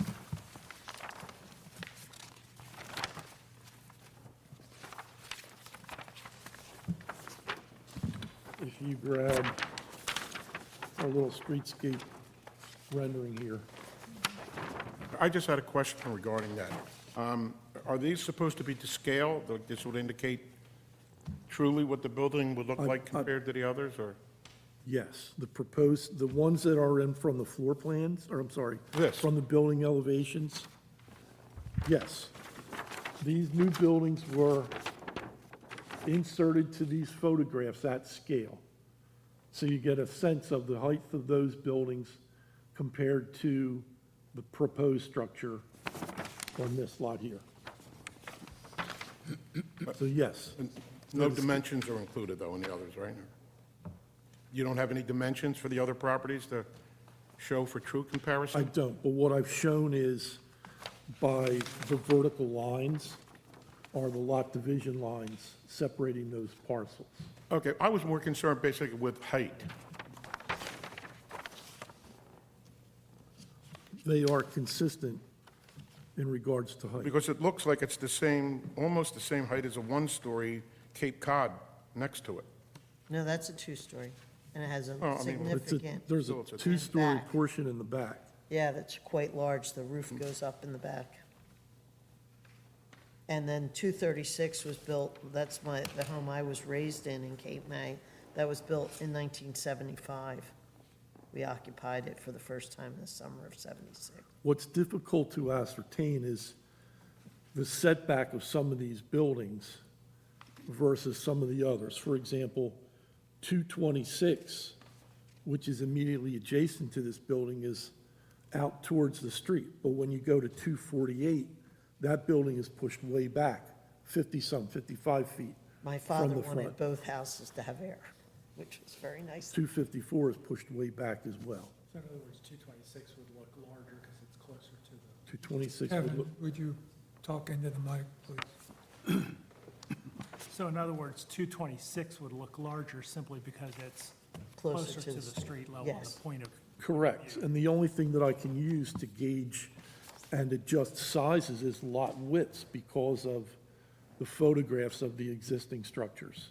So I've made this as accurate as I can as an engineer and an architect, utilizing a mix of proposed elevations and photographs of existing structures. If I walk you through the floor plan, we have a garage area that we propose underneath the structure, as I've already described. One of the things we saw very clearly from the storm on Friday is the level or the ground flooding that occurs in the rear portion of this lot. So although I would like to keep the ground at 3.5 or 4 to keep it closer to the street level, fact of the matter is the rear yard of this lot flooded. So the elevation of the garage level of this building at 5.0 is only about 6 inches higher than the elevation of 4.5, which occurs at the middle of this lot now. So we have 3 proposed garage bays, 2 of which are recessed underneath the building. The third is at the very back of the building. That'll take a full-size car, but we expect we're going to put a golf cart type element in there. So there is an attached covered front porch, obviously at the front of the building. You see that from the elevation. If I take you to the first habitable floor level of the building at elevation 14, you'll see we've provided 1 bedroom at the lowest floor elevation of the building, living, dining, kitchen spaces, a sunroom, and an exterior deck. We've also provided a chairlift at the back of this property for handicap accessibility into the building. And then the front porch, as I've already described. The next floor above has 4 bedrooms, 3 baths, and as you see on the right-hand portion, the standing seam metal roof above that front porch. It's not an overly large structure. It's approximately 2,600 square feet of habitable space, certainly smaller than 254, 236, and 224 on this same block within 2 or 3 houses away. We believe this house, given size of it, fits within the neighborhood. We think the architectural style fits within the neighborhood. The gambrel roof design, I think, provides an attractive building. We haven't provided large attic or habitable spaces at an extra half level. That wasn't necessary. We simply provided a two-story, single-family residence above a safe garage area that's raised up slightly above the flooding levels. My concept for this home was a Dutch colonial, and there are quite a few Dutch colonials throughout Cape May. Thank you. Questions or observations from the commission, Ms. applicant? Yeah, can I just ask a quick question? Because I'm looking at the floor plans and trying to match them up with the elevations. And the right and the left side elevation, if you go to the second floor plan, there's an additional bump out on both sides. It's about 1.5 foot bump out. You're talking side of the building. That includes the bathrooms on the second floor plan. Go to the right and left side elevations. Yeah, That part that bumps out uh-huh. is in reality this wall face here. Cor- This portion here on both sides of the building is pushed in roughly 18 inches. So that's why you perceive that bump Is out. that what, okay. Yes. So it's okay. Is there sort of tapering of the roof? Correct. It's our intent to Make keep the the main Dutch- roof lines of the gambrel roof. Of the Gambo roof? Yes. Okay. James, as you might know, we've made a major effort in this town to prevent our town looking like all-new vinyl houses in Avalon and Stone Harbor. Correct. And we've done a very good job of it. Yes. Would you And consider wood siding and wood trim? no, seriously, I'm in the yacht business, and I just paid today someone to put caulk all my columns in my backyard at 248. That was AZEC, and we were able to caulk it and not have to touch the final finish. And it really probably saved me about $8,000 today. Well, some of the exceptions we made on new construction have been to use AZAC or hardy board siding rather than vinyl. Well, if we're talking about using the same material that was just used coming into Cape May, the renovation of the Spanish-style property on Lafayette Street. I don't know what you're talking about. The siding. Are you able to give us some samples of Yes, materials you're going to use? yes. There's some confusion, though, because they commingle the terms. I don't know why she said Spanish. We're not, I'm saying there was a project that was Spanish and then it was renovated. I'm proposing a 7-inch high, wide plank vinyl siding or similar material. Individually installed, Yes, so a solid vinyl, yes. which AZAC is a It's not manufacturer's gonna be, name. it's not going to be AZEC, but there are other materials that provide, or other manufacturers that provide what looks to be very much like a wood plank siding, that has a grain-type finish to it. And on Right. that instance, we would ask you to turn it around and put it on the, because, a cedar clapboard is smooth, and showing that imitation grain detracts from it. Right. That's No, I fine. understand. But, I'm just saying they but I... manufacture it. Just for with that grain. clarification here, I don't think they're talking about vinyl siding like the flimsy. No, this is No, not. the No, this sev- is tongue and groove. The stuff that's 7 inches high, you can't do that with that thin, cheap vinyl siding because it'll crinkle with every single temperature change. Okay. This is a higher quality material than that. And we can provide you with those specs. Yeah. Okay. And this, purchasing the land last year, I am committed to making this quite a beautiful within size home equal to my existing properties at Healy Point. And I can assure you, as a private residence, it will only contribute to the neighborhood as an enhancement. And I'm very committed to personally make this happen. I'm sure the manufacturer of this material can give us cut sheets and also some samples so we can really see. Yeah. I mean, I think you might be the first to be introducing material into our community that others might want. If it really has the appearance and the durability of wood and looks exactly the same on new construction, Yes. it might become a rather popular It's product. been used. Has it? The issue is this, we use it like the term Kleenex. Right. We call it AZAC. Or Xerox, you know, a copier is a Xerox.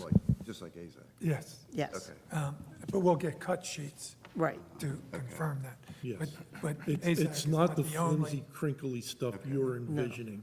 It has depth and substance and And it thickness actually to it. has, And and we it would look for actually the has a small- texture, but it can also have a, But when I see just a white vinyl siding, I don't have a hard time staying in my seat. no. It won't be. It'll be very attractive, I assure you. Questions or observations? Your little cupola on the top looks just like an afterthought. Is it one big window on each No, four it's- sides of that? There should be lines on there. It would be a ventilating cupola. Okay, so like louvers, There will be louvers. louvers. Yeah, I personally like to use a whole house exhaust fan, and they work very efficiently in the morning. You run them for 2 hours, and in the evening, you run it for 2 hours. I've worked many years in a factory, so I'm not a huge fan of air conditioning. The lower retaining wall at the street, that with the shrubs in front of it, that is also brick, right? Yes. The brick. Yes, I plan to do that in brick. Mr. Testa, that wall would be brick, and it would start essentially 18 or 24 inches inside of the sidewalk edge. Yeah. To give us a No, I- shallow planting strip. that would And you wrap talked around. about angling the front, making a sweep up on the front lawn. Yes. I think the height mitigation, although to me it still looks high, I appreciate your desire to stay dry, because it's obviously important there. But I do think you've taken the walls, the outside wall and the piers, and made the height mitigation from the front easier to look at, so it doesn't quite thrust itself up. And what I also envision, although I'm not the artist I wish I were, is significant landscaping in that front area, continuing with mid-height shrubs that would be Hydrangeas, back toward the roses. front portion of that building. Would The you cons- hydrangeas would look nice there, Yeah. but they're going to get too big. They do. It's just, and There will be other places. they'll overwhelm your front lawn. Would Roses you and consider all that, using it would be lattice nice. work on those, what is Should there the, be a landscape plan included with this? if he's being extensive, I would think, yeah. For the final approval, we'll be glad to do that. It is something we can require. Jim, those are rooms under that porch, so you couldn't just have lattice because it's bicycle storage and then trash cans on the other side, under that porch. Depends on what you see through the lattice, right? Well, there'll be some kind of, it'll be ventilating, it will have some ventilation ability. My goal For in air. that space underneath the front porch Standards either, since we don't follow them, I don't think we'll have to bring it up. was to provide a finished material that had some rigidity, to provide some security for the bikes that are under there. Yep. I was envisioning vertical pieces of cedar or vertical pieces of acacia, for lack of a better term, but with a gap between them that allows that area to ventilate, yet still provides the security. If you guys want us to do lattice, we would do that. but I wouldn't want to decrease your sense of protection. I just think the lattice would look better, but it might provide too much openness. I mean, it's not a room, it's bicycle storage. So depends on what you think about security. Obviously, your vertical boards with smaller spaces give you better security. To me, the look would look better if it were lattice. That's all point I would make. So I only have two comments. If you look at the proposed left elevation, I really appreciate your intention to recess those garage doors and make them less visible from the street. However, what ends up resulting from that is a little bit more than a 28-foot free span in something that looks like brick. Would you consider, and I just sketched on here something, would you consider putting a pier or two to make those spans look shorter so there's this massive 28-foot Yes, opening? I don't have a problem. One of the reasons I did this was raising infants and not allowing them to run in the street and all for, like, when we arrive in the house, Yeah, that's- unloading kids. at That's car not really seats. relevant to what we're talking about here. So I love that move to recess those garages. It's just, boy, a 28-foot span with the whole, Well, I plan on doing that with steel beam. doesn't matter. I can hide Visually, that. it looks like really overscaled. It does. Yeah. The difficulty that presents itself by introducing those two columns towards the center Yeah. is it becomes a little bit more difficult for cars to make that turn Well, into that door. What I did was, I get it. So I made that. Will so I be what I'm able to see drawing is- children, What I'm too? drawing is the span there would be 11 feet clear, or 11.4 to make it a masonry dimension. So the garage doors are 9-footers, right? Yes. Yeah. So, I mean, you can mess with that. I'm just saying, at least one pier, two would be better. I think one pier would look It'd look terrible. funky, yeah, I agree. It's got to be two. John, I'm sorry, Yeah. you're on proposed left elevation? Yeah, I'm looking at the proposed left elevations. thank So I think you're an accomplished enough architect that you can manage that. And I only have one other comment. Yeah, it'd be great. Something proportioned like Something that like would that. be the way to do it. Yeah, and if you need to make them tighter so that you can have better turning radius, so be it, right? I don't have any objection to that structurally from the engineering perspective. I click my heels at it. Yeah. So Yeah, it's not a structural if issue. it's an issue that we can resolve for you by doing that, I'm okay with it. Yeah. For sure. It's not a structural issue, so it also will make it cheaper if you make those structural.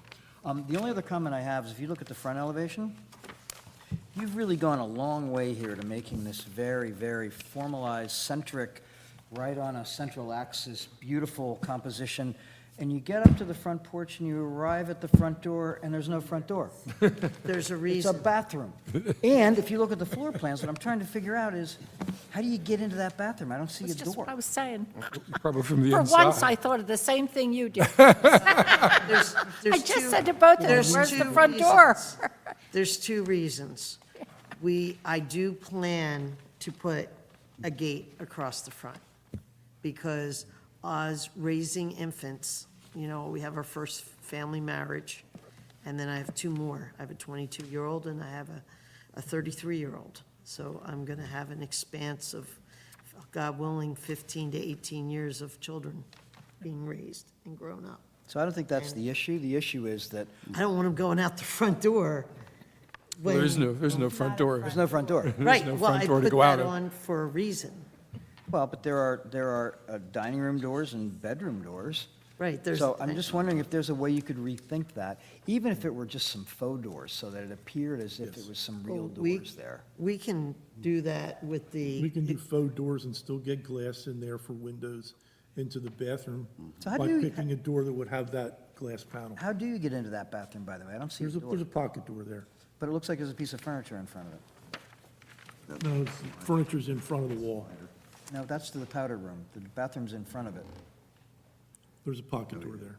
Yeah, you're The right. the little thing behind the furniture appears to be a pocket door. I see. Yes. Got it, okay. The door is closed in what you're looking at. Is it because you need to just have a bathroom, that you don't have a front door in the center and separate your dining room from your, I guess it's a bedroom, that's why.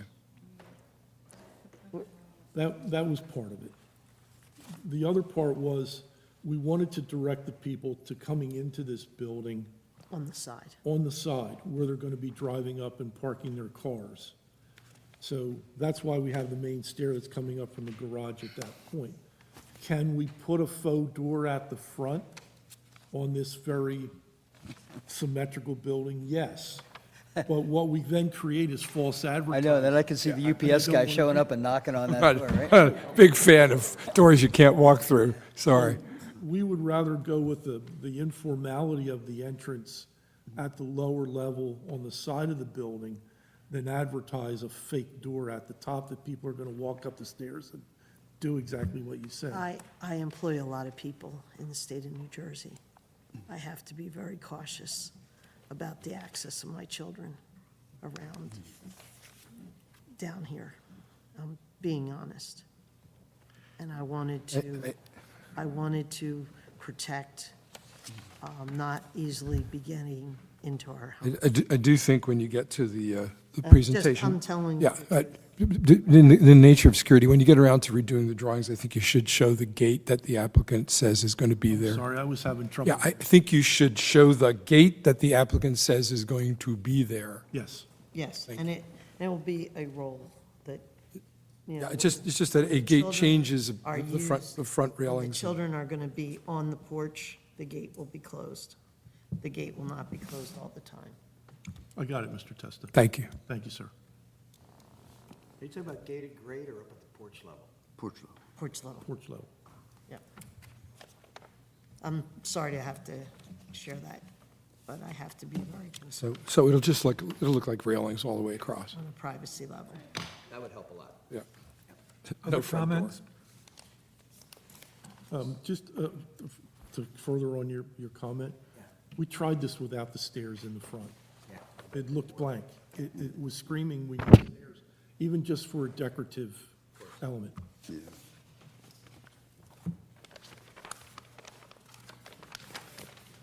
Do I have a motion?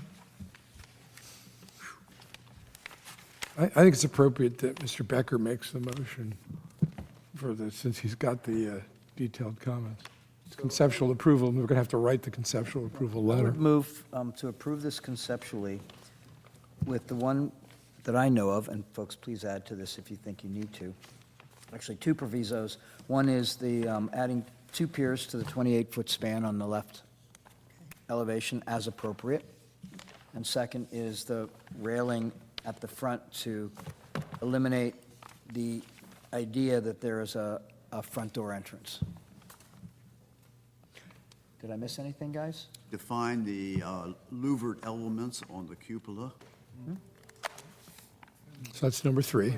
For the exhaust. Landscaping plan to be Landscape. And a provided landscaping plan to be as provided. Showing part of setback- final. Yes. Setback of the wall, landscaping with a setback of the wall and the elevation. I think we need that. 4. Anything else? The gate design? The gate Design of the gate? It'll match the railing design, Yep. but it'll be on rollers. So we would just ask that when you, so this is not part of this motion, but that documentation would be incorporated into your final submission once you get approval from zoning and planning? Yes. Yeah, okay, great. So if John's finished making his motion, I'll second it. I am. You got off easy. I did. Motion by Mr. Becker, seconded by Mr. Testa. Mr. Copeland? Yes. Mr. Carroll? Yes. Mr. Becker? Yes. Mr. Stevenson? Yes. Mr. Testa? Yes. Ms. Pisagno? Yes, and I would like to add that this time last year, we had difficulty because we didn't have a streetscape, and you have gone overboard in making sure that we had one in so many different ways, and I would like to thank Thank you for Mrs. that. Decker for her holding me by the hair and smacking me in the face and saying, Yes. they want it, give it to them. And by Mr. Testa telling me essentially politely, shut up and give her what she wants. Well, I would do that because pretty soon she's going to own the other half of the street. So, Thank you all for your time. Thank you. Thank you. And I'm Ms. looking Ms. forward Wilson to Strader. raising my 9th generation in this home, and that's very important for our future. In Janice, Cape you're May, good? the town I Yes. love. Thank you. Thank you. Next order of business. Law Family LLC, 805 Stockton Avenue, Block 1068, Lot 20. This is a contributing property, discussing about a pool, driveways, deck, fence, and landscaping.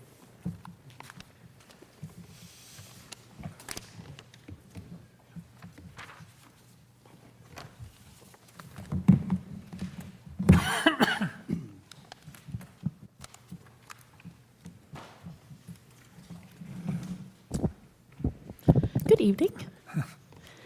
Pam Fine from Fine Architecture. I'm here tonight representing the current owner, Paula Murray. She owns 805 Stockton Avenue, which is also the Bedford Inn. It is a operating bed and breakfast. They have 10 guest rooms. Before Yeah. we do that, Ms. Chris, Fine, did you want to go over? you have, you're appearing without your client tonight. Is there a reason why they couldn't be here tonight? I do not know the reason, but I am here. Okay, that's fine. Do you have authority to present this application tonight? Yes. Any conditions that we talk about tonight, you have authority to, you've been given authority to exhibit maybe flexibility with the board? Yes. Tonight? Okay. Yes. And understand that any resolution or conditions, your client would have to acknowledge those in writing prior to beginning construction on this, so that they have to ratify what you put on the record tonight in their absence. We're agreeable to that. Okay, thank you. Go Thank ahead. you. Okay, so as you know, we are proposing site changes. We're not proposing anything to the structure, so that will remain as is. The site changes that we are proposing include an in-ground swimming pool, in the rear yard, new pervious paver driveways, a new on-grade Ipe wood pool surround, new fencing, and new landscaping.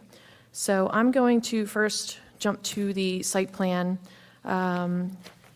which shows the current property and where the current building sits. And if you look towards the rear on the left side, there's an area of the building that is recessed in, and this lends itself to a possible pool location. So we are proposing a pool on the site plan, which is 9'6" by about 30 feet long. So it is a generally small pool. And we do this to allow for ample parking off-street. So we are allowing for 11 spaces total for parking. I am showing those triangles on the proposed site plan as those designated spots.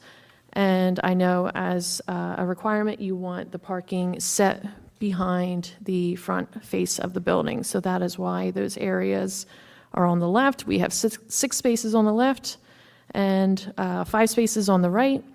And to comply with coverages, we are changing out the current driveway to either be a natural marble or a pervious stone.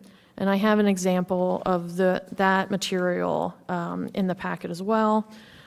Towards the back, we are showing the pool, and then surrounding the pool on the back, the left side, and the front, we have landscape proposed. Also, in addition to the landscape, we have a new fence. So the landscaping, we're trying to buffer views from Stockton Avenue.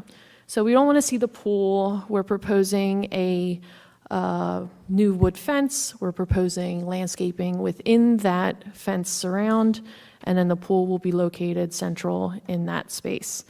And then towards the right, we have a new wood on-grade patio surrounding the right side of the pool.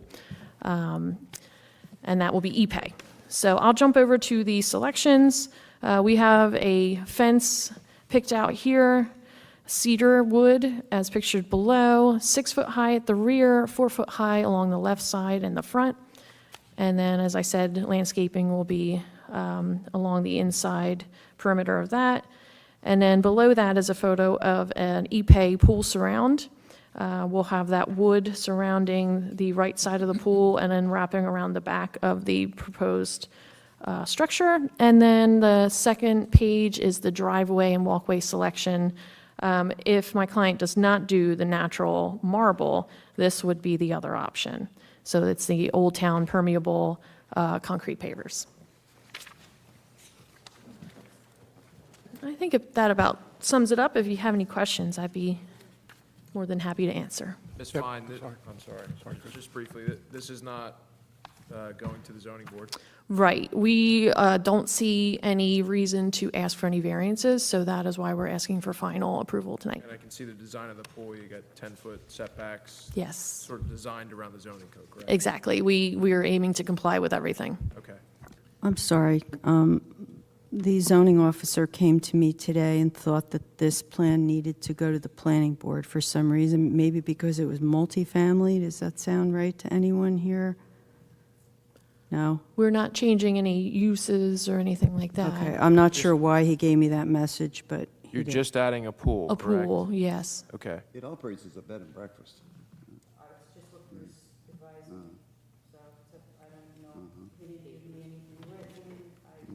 I haven't heard It still of operates as anything. a bed and breakfast. Yes, yeah. True. But the coverages are within, Well within the required limits, yes. That's why we're changing the driveway. Otherwise, we would keep it. It's relatively new, but we're not sure if it's pervious. So we want to make sure that we do not exceed the lot coverage. Ms. Fine, my question was, the place was built in 1875. It's a contributing property. It's in the heart of the historic district. And you have an existing driveway on the left-hand side that is perfectly appropriate with the red brick. And I just wonder why you would, consider going to a much more modern style that you would see in new construction as opposed to something in the heart of the historic district. Yeah, it all stems from the lot coverage requirements. It has to be a pervious type of material. If they count red brick, then we'd be more than happy to keep it. But as far as I'm concerned, that counts as I think 100% coverage. The pervious ability there comes from just the spaces in between the individual bricks. Yeah, I can run I that think that it by. would be the same, or... As far as I know, every time somebody's proposed bricks, they get the same thing as pavers, or the same approvals. Okay, yeah, I will definitely propose that to the client. It might But save. it is, it's appropriate, and it's spelled out actually in our standards that appropriate materials, and these new modern blocks are not. Yeah, How well, about the one porous thing- marble? One thing that is not on your, You'd have to see that, I don't know, but it does say red brick, it has gray stone, shells, gravel, but nothing like this. well, the one thing that is not on your materials list, and you mentioned it, is marble, and that isn't on your list at all. Oh, it was, we started with marble, and then we saw the amount of square footage. So we were having another No, option. but what I'm saying is if we do an approval here, and I don't see marble, then I'm going to approve whatever it is we're supposed to be doing, whether it's brick or pavers, but not marble. So marble's out. You do not approve of. No, I'm saying, but it's not listed here. Are you saying you want to have the alternative? That is a possibility that we It would have been were helpful if you just said it on the list. That's the only point I'm making. Pamela, your fence picture shows an appropriate-looking fence for a 6-foot backyard fence. You're not proposing that same appearance for a 4-foot fence, are you? We were actually, just shorter. But it'll have the finished posts with the column top with the crown topping. I would be very much against the styles of fences throughout the town. There was quite a popular picket fence about 4 feet high that you'll see endless examples of it on Columbia Avenue. Okay. That would be a much more appropriate fence, particularly for that house in its period. So you'd rather have a picket fence along the front? Yes. Okay. You all agree with that? This one just really looks like, It was more geared towards yeah. shielding the pool from Stockton. Well, if they shield the pool with that in the back, Yeah. you still want the front yard to look like, Okay. just enough to keep the neighbors, dogs from coming in on your property or yours on the property. Understood.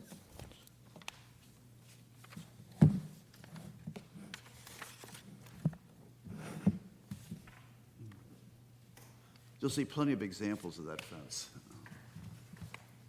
I probably have some saved from previous drawings, yes. In fact, the house that you're working on Hughes Street, Yes, what's left of their fence is actually that design. perfect. Yeah. By the way, that's a rather handsome house you're doing over there. It was a monster of a project. Thank you. Other questions, observations? Pam, would there be any lighting around the swimming pool in the back? That was not something we discussed, but I will certainly suggest it if you You feel know, like that's generally, for necessary. something like this, we'd like to see some sort of a lighting plan Within the pool or or on in the? surrounding area. I mean, actually, there are some pools recently that have color-changing LED Mm-hmm. lights in them, and obviously, that's not appropriate in that. Yeah, yeah, that's not what I was thinking. It was more so like safety lighting on the wall of the structure, possibly illuminating the pool area. But we can pick out some pool lighting and Just something- wall lighting. Yeah, okay. Anything up, it's downwards towards the surfaces.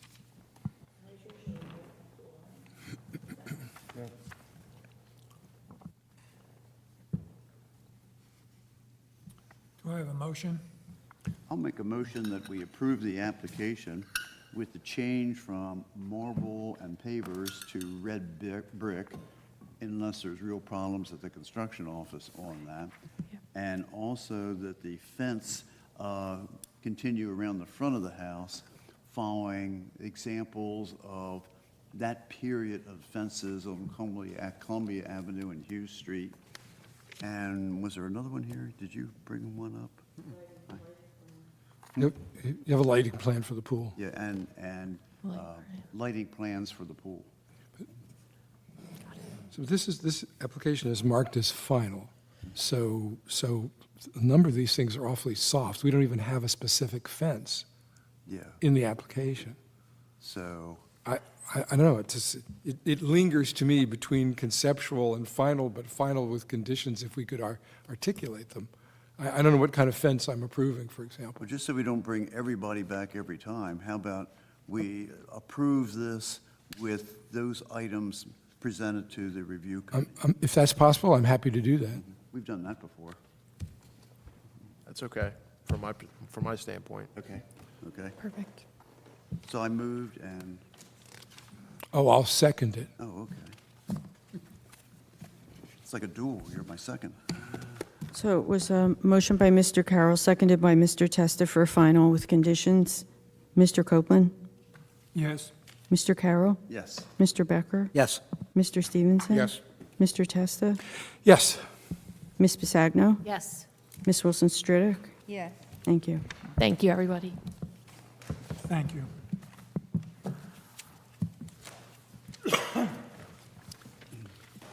Open to the public. There's no public present, Scared them all away. so we'll close it to the public. Discussion. We're adding one item. You've been provided a copy. I buried it somewhere. From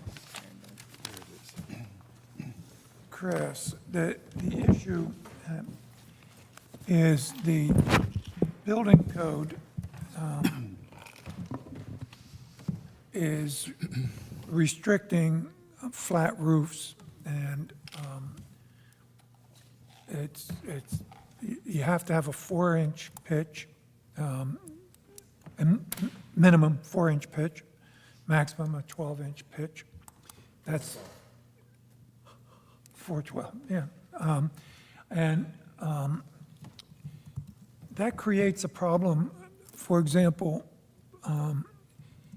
in the historic district with, last week, if you recall, when we look at bungalows, bungalows are our most difficult challenge because people want to add to them. And if you recall, we had a ridge that was visible from the front yard. We were able to reduce that ridge. When you look at the house, the addition was perpendicular, and you could see this addition clearly. And one of the ways to reduce it is to change the pitch of the roof. But that's a stretch. I mean, you're gonna have to really restrict it. When the easiest way to do it, in my estimation, would have been to introduce like a 4-foot, 3-foot, or a 4-foot flat roof where the ridge is. And by definition, then you reduce the height immediately, and the visibility from the street would be minimal. We can't do that because of the way the building code is set. And so what I would suggest is that in the historic district, where the HPC is involved, and we have individual involvement, so we don't have a flat roof. If you recall, a while ago, there was a walkway or something from the house to a pool house or a garage, and it had a flat roof. And as a result of that, there was this change. So what I would propose that we do is propose to City Council that the code be changed from the 412 pitch then to minimum, that it be changed in the historic district where the HBC is involved, where we have time to deal with individual design, and it comes before us all the time. We have the expertise to provide design elements that would allow additions to these smaller properties, historic properties, contributing properties, that by definition are difficult to accommodate current families. So when we first looked at this, I thought also that the 412 pitch was a problem with mansard roofs, but in fact, the mansard roof is excluded, so we don't have to worry about the mansard roof. We're really focused on small contributing properties where people could put additions on the back, and if we introduce a flat portion of the top, it would be totally not visible, the flat portion. It would still appear like a ridge. So I think we need the flexibility at the HPC to make that judgment. These are existing code design standards. Yes. What I'm reading here is the law Yes. at this point. Yes. Aside from the technicalities of the specifics that you're talking about, Warren, I have some difficulty in reading language that says things like, and shall be approved by the planning board, and shall be approved by the planning board. That, to me, creates an issue about, does that reduce or deny the jurisdiction of the HPC to work on applications in the historic district? To me, there's a potential conflict or an ambiguity. It isn't something that I think Chris ought to express an opinion on now, but the wording of this, to me, has a number of potential conflicts with the functions of the way this board works.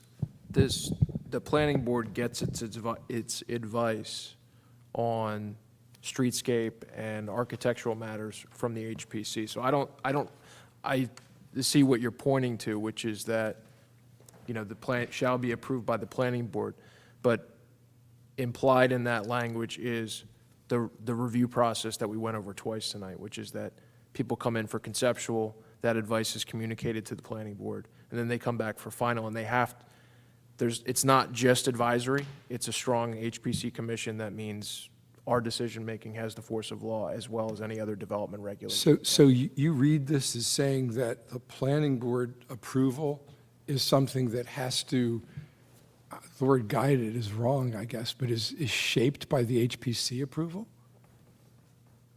Inevitably. Our feedback, HPC approval is a standard boilerplate condition in any approval issued by those boards. It ends up in the resolutions, it ends up in the review letters that are sent out to the applicant.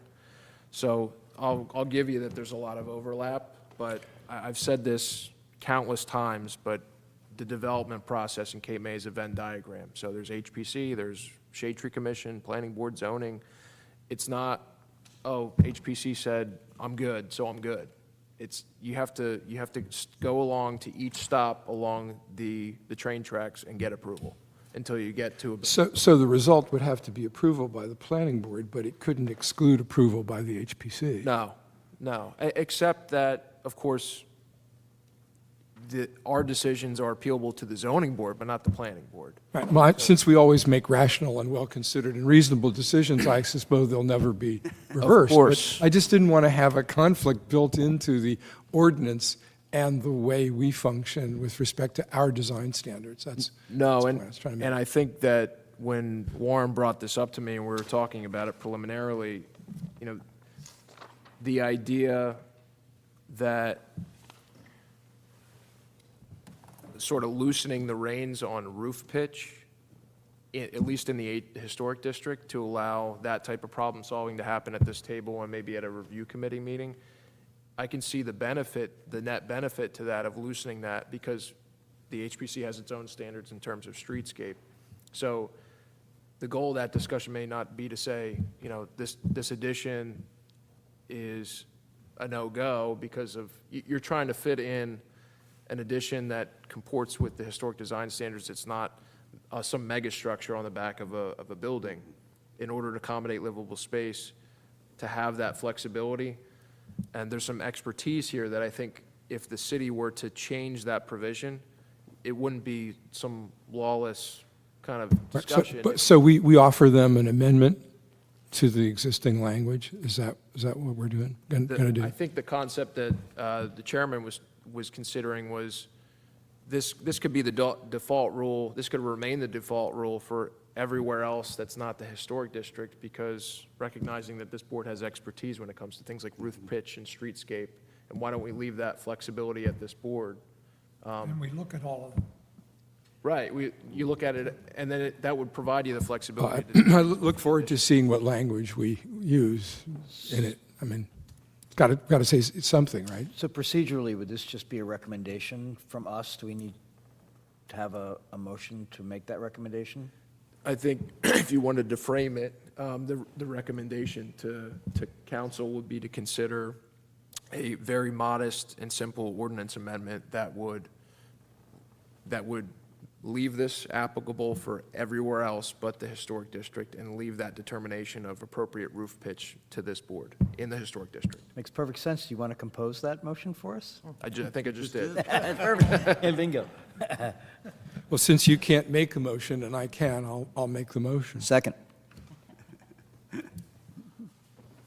Motion by Mr. Testa, seconded by Mr. Becker. Mr. Copeland. Yes. Mr. Carroll. Yes. Mr. Becker. Yes. Mr. Stevenson. Yes. Mr. Testa. Yes. Ms. Pisagno. Yes. Ms. Wilson Stridick. Yes. Thank you.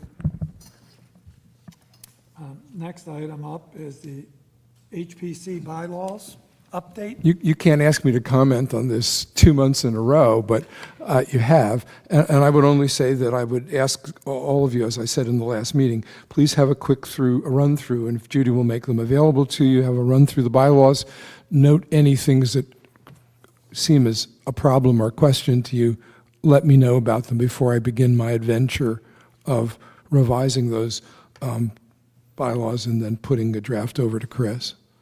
So that's the update. So the issue is, after all this time, we're going to distribute the existing bylaws to everyone. Read them, and if you have any comments, pass them on to me, please. And, They were distributed, Warren. She sent them out June 26th. Okay, so, okay. And so the idea then is read them, mark them up, and send them back. and let's say if you have any comments, let's have your comments by the end of August. Okay. Okay? Next item is the HPC liaison position.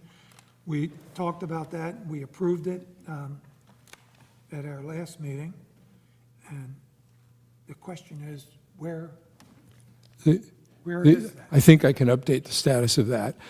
Status it is that I did a draft of a rather long-winded resolution, as unfortunately you know I do. But it's in Chris's hands. He has a few minor comments to make on it. He's going to show me those things, and then we would have a definitive form ready for the next meeting. Okay, so you'll distribute to the members of the HPC, we'll have a chance to review it, and it'll be a discussion item at our next meeting, Correct. right? Is there anything else to come before this August group? I would just like to bring one thing up that, I was driving along Lafayette Street and can't help but missing a very large addition to a contributing property there. And I'm actually taken back by the massing of this project. And I actually called Judy. I said, "Hey, Judy, did we approve this?" And she said, "Yes, you did." And I think in some of these projects where it's particularly going on to a contributing property and they have all these buildings being added to it, maybe we should require a 3D rendering so we could probably get a better feel of what it's really going to look like in real life as opposed to just on paper. So if I can respond briefly. Well, that's one, but there's none just like Dr. Paolini's, yeah. So I've gotten a lot of pushback, as Mr. Chadwick pointed out. He doesn't have a program to do that. Most of the architects don't. They claim to me it's very, very expensive to get. I still insist they have to render something for you to see scale. I agree with you, that would be great. I'm not sure if it's feasible at this time for the architects. Even like a little small scale model made out of cardboard or? The problem that has been expressed to me as Judy began to discuss is if you farm that as an architect, if you farm it out, it's like $3,000 to have it done. And most of the architects don't have the software to do it themselves. So you're adding quite a bit of an expense. And for the most part, it's probably not necessary. We do have the example, the house you're talking about. I don't remember that coming before us. It's really quite large, but Which house is? A Blue Heron? Well, So- much of that didn't come before us when it got started, as I remember. It did. It did. Twice. Oh, absolutely. Didn't it? Yes. Okay. St. James, back when the So Needles are back there. I think your point is well taken, but I think what we have to be is just a little bit more diligent, and we have standards, we have to follow those. On additions like that, we should take some time. And I think we could ask for some perspective, even if it's hand rendered from an architect, to have some idea. Plus, I think evidently, it gets late at night or something, and we approve some things, because I must admit, I'm part of it, and I see some things that are being done, and I ask myself, did we approve? I seem to recall not too long ago, Miss Lorenz came in and had a hand-drawn 2D, without, because sometimes those streetscape photos have the perspective Yeah. wrong, and that may be imprecise, but Yeah. it's something that the board can use as a comparison. I think Mr. Chadwick tried to do that Yeah. tonight as best he could, so. But I think we just have to be more diligent into looking into these things, how big can it potentially be? Jake, did you go back and look at the application as a follow-up, just because you were so startled by it? What was that again? Did you go back and look at the application? And you Actually, no, but I you want might to want bring to, it you up. might want to do that, just to sort of see how it is that we were surprised. Well, just to we have use another the one. example of that cottage that we just approved, when we were just talking about the pitch and all. The picture of the one that's in the book on 54 maybe or something, that scale looks relatively reasonable going back. But if you look at the one that came to us just over the last couple of months, the original drawing that was shown to us, he actually had it, and I happened to see it as he was presenting the materials, that was approved by this committee, whatever it was, 2 years ago. Yeah. I think the point of elevation of the viewer at that was very different than what he showed us like 2 months ago. It was very different. And so in effect, that first look at it, the first time we saw it 2 years ago, I wasn't here, but it looked reasonable where I think if you look at it, and he said it was no different at all than what was presented 2 years ago.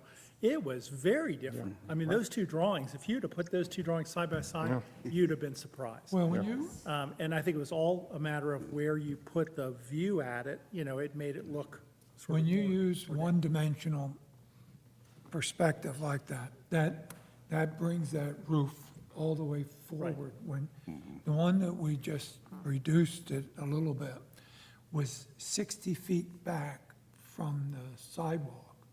And so when that perspective, that ridge drops further and further. But I think we just have to be a little bit more careful. We have another property on Washington Street. We don't want to pick on people, so I won't mention the address. But I remember we all agreed, and in fact had positive comments about a bump out or a porch on the side. And in fact, when you see it in real life, it was startling. And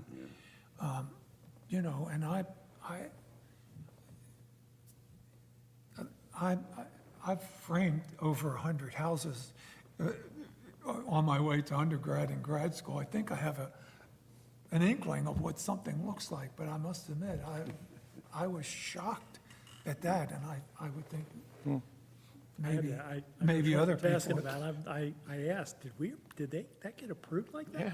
Yeah. And we did. And it's well done. It is. It I looks mean, thank nice goodness and it it's is. well done. Yeah. But it is, proportionately, it's, I rely on the multi-eyes theory, and that is that when we all do our homework and look carefully, one or two of us do manage to pick things out, and that's usually why I think we do so well. I mean, some things get by, but it doesn't get by all of us all of the time. That's my approach. Just one other thing. What is our plan moving forward with zoning regards the trailer storage ordinance? You mean planning board? Planning board, right? yes. I took notes, I listened to that. And So did I. a couple of things. On the agenda, it's presented, I wrote it down, Master Plan Consistency Review of Ordinance dash 2024, and ordinance establishing limitations. And they were confused. They didn't know where it came from, why they were looking at it. I mean, I could imagine if I was at the end of a meeting and have this lengthy legalese, and I didn't know why I was looking at it, I don't think I'd be very generous. But in think fairness, eventually- Chris had submitted something. I think eventually, after it was torn apart, they found the email where I explained where both of them came from and what the context was. But, I mean, yeah, you know what, at the end of the day, just like this board, it's volunteers Right. coming in, and, to the extent there was confusion about that, I think the professionals, and I put myself at the lead of this, I mean, I try to make it as clear as possible where it's coming from, and if they don't take it up, it's one thing, but that was not how I would have liked the discussion to go, but I think substantively, they did pick up on something that should not have come as a surprise to anybody, and I don't think did, which is that parking is a major concern for the planning board, and that inevitably is going to run up and conflict with anything that this board might be prioritizing in terms of streetscape. Now, where in the historic district, the streetscape's going to prevail, because that, from a master plan standpoint, both historic preservation, streetscape, and parking concerns are both in there. But in the historic district, I think the things that we're talking about, like the side view parking and eliminating those are going to prevail. But what the thing that I think they latched on to is the idea of that concept expanding outside of the historic district. So that's what I picked up on. Yeah, that was clearly what they were finding, taking. I mean, true, In fact, but, they called it overreach. well, they can call it what they want, but I mean, the idea, the historic district is significant in this city, and I don't think there's a desire on the part of people to have a historic district where we recognize and appreciate those values, and the rest of the city that turns out to be sea isle. I mean, that's not it shouldn't be the object of policymakers in this city. Obviously, the voters can speak to that issue, but I think we're trying to spread some good outside the historic district.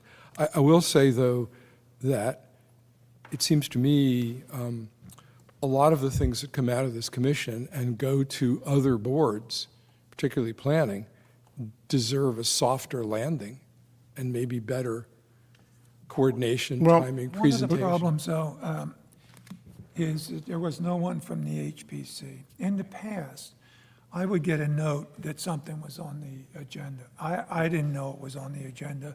I presume it was my burden to figure that out or find out. But normally, I would have had a text message or an email or something, and one or two of us could have been there, and that would have, even if it had not been successful for the reasons of this whole parking problem, I think the landing would have been a lot softer. So I would mention to, not blaming anyone, but I would ask in the future when we have things going to planning, if Judy or Karen or Chris could let me know so we can coordinate a There seemed to be presentation. quite. Well, that was the end of their meeting. They said, next, let's bring back a representative from the HPC so we can Yeah. understand this better. Right. So they're probably going to get hold of you soon. And there seemed to be quite a bit of confusion. They kept saying, where did this come from? Where did this come from? I also- thought, But that's, Who read it? again, that, I don't put the blame on anybody. I think they tried the best they could to process that. But what the chair just said, I think makes a lot of sense, because, you know, to have somebody sit there and explain, hey, Right. we got two things, this is what we're trying to do, this is where it's coming from. Right. That's going to be received a lot differently than, here's this big document with small point print, and it's a bunch of legalese, you know, so. I think a lot of that will be alleviated with this proposed liaison position that we're proposing. Let's be clear. The focus of where I thought we were going was really not interboard. It was this board with respect to the city administration. So I think. Oh, that's I mean, you know, I'm willing to work hard, but I don't think that I should be monitoring all of the reaction relations between us and planning and zoning. I think we need. You know, the message was that we need to work closer and better with the city administration. There are a lot of things they can do better. There are things we can help them do better. But I think this board-to-board thing is really not what I envisioned was in the scope of what we were talking about. But it's true, we do need to be informed. I think we need to advocate. When something goes to another board, I think it needs to have, and it's an HPC matter, I think we need to introduce it. Well- We need to advocate for it. One of the things that Stephen made a point of when we were working on the design guidelines was that he sits on the zoning board as well as the HBC of his town. Now, we don't have a Stephen here, a young, ambitious, knowledgeable architect. They do, they're lucky. When I listened to the conversation of the planning board, I thought, well, wait a minute, where's Zach? Where's the representative who's on the environmental commission? I mean, the two people who might have been most amenable to that memo weren't at the planning board meeting that night, and neither were any of us. So I think the problem of parking in Cape May is it's a problem that's been kicked around and created a lot of animosity for 50 or 60 years. I mean, this is a complicated problem. And for them to just receive something that looks like legal ease from a group of us who have the reputation of being killjoys, not the best PR move. Right, but it was a surprise to the leadership here that it was Yeah. coming up. And when it does come up, we should advocate for it in the right way. We need to advocate not to have cars parked on front lawns, not to have cars cluttering up our historic district. But we've got to figure out, the town needs a problem solver, and it needs to be a coordinated problem. Well, also related to that is the fact that the chairman will be presenting the historic district map situation, first to us and then to the planning board. That's a place where we can rehearse how this Yeah. should go. I mean, all these problems are hot buttons. It'll Okay. be easier to solve if things like that can be handled at the beginning of meetings. So unlike Pamela Fine, who sat through all this and then finally gets a chance to do a 15-minute presentation, you know, And some of these It might, wouldn't take long some of these might even, instead of putting it in the last 5 minutes of a meeting where everybody's asleep and angry and whatever, might be an idea to just say, let's have a special meeting and discuss those topics. Well, part of it was also, it got introduced before the solicitor read your memo. So they were already having a discussion about it without the introduction that you had written, Chris. So That's okay. It wasn't that good anyway. But, you know, I think I like the face-to-face interaction, explaining it, and having somebody that understands where it's coming from and being able to answer questions, like, oh, why is that in there? And there's no answer to that because all the context and all that discussion that we had was not able to be kind of flushed out with them. I had no idea that it was on the agenda. So, and in the past, you know, I've got notes, so I don't know what happened there, but it, you know, it passed here, went on, and as I said, I would have expected something, and then we would have grouped a couple of us to go and explain it. Well, I must say, on that recording, once it was introduced by the solicitor, he was very careful to present it in the way that it was written, and it. Yeah, but he's not our man. Correct. So we need to be advocates. And he actually had some sympathy for us, too. He did. Yeah. So in conclusion, would you like to be placed on the next planning board agenda? Would you like to do, you know, what's the conclusion? What's the action plan for planning board? No, let's figure that out at our next meeting. This is not the time to discuss that. We have a meeting coming up in August. We don't want to wear out our welcome. I want to manage this a little bit. okay. Was the in conclusion maybe a step for a motion for adjournment? Sounds like it. All in favor? Aye. See you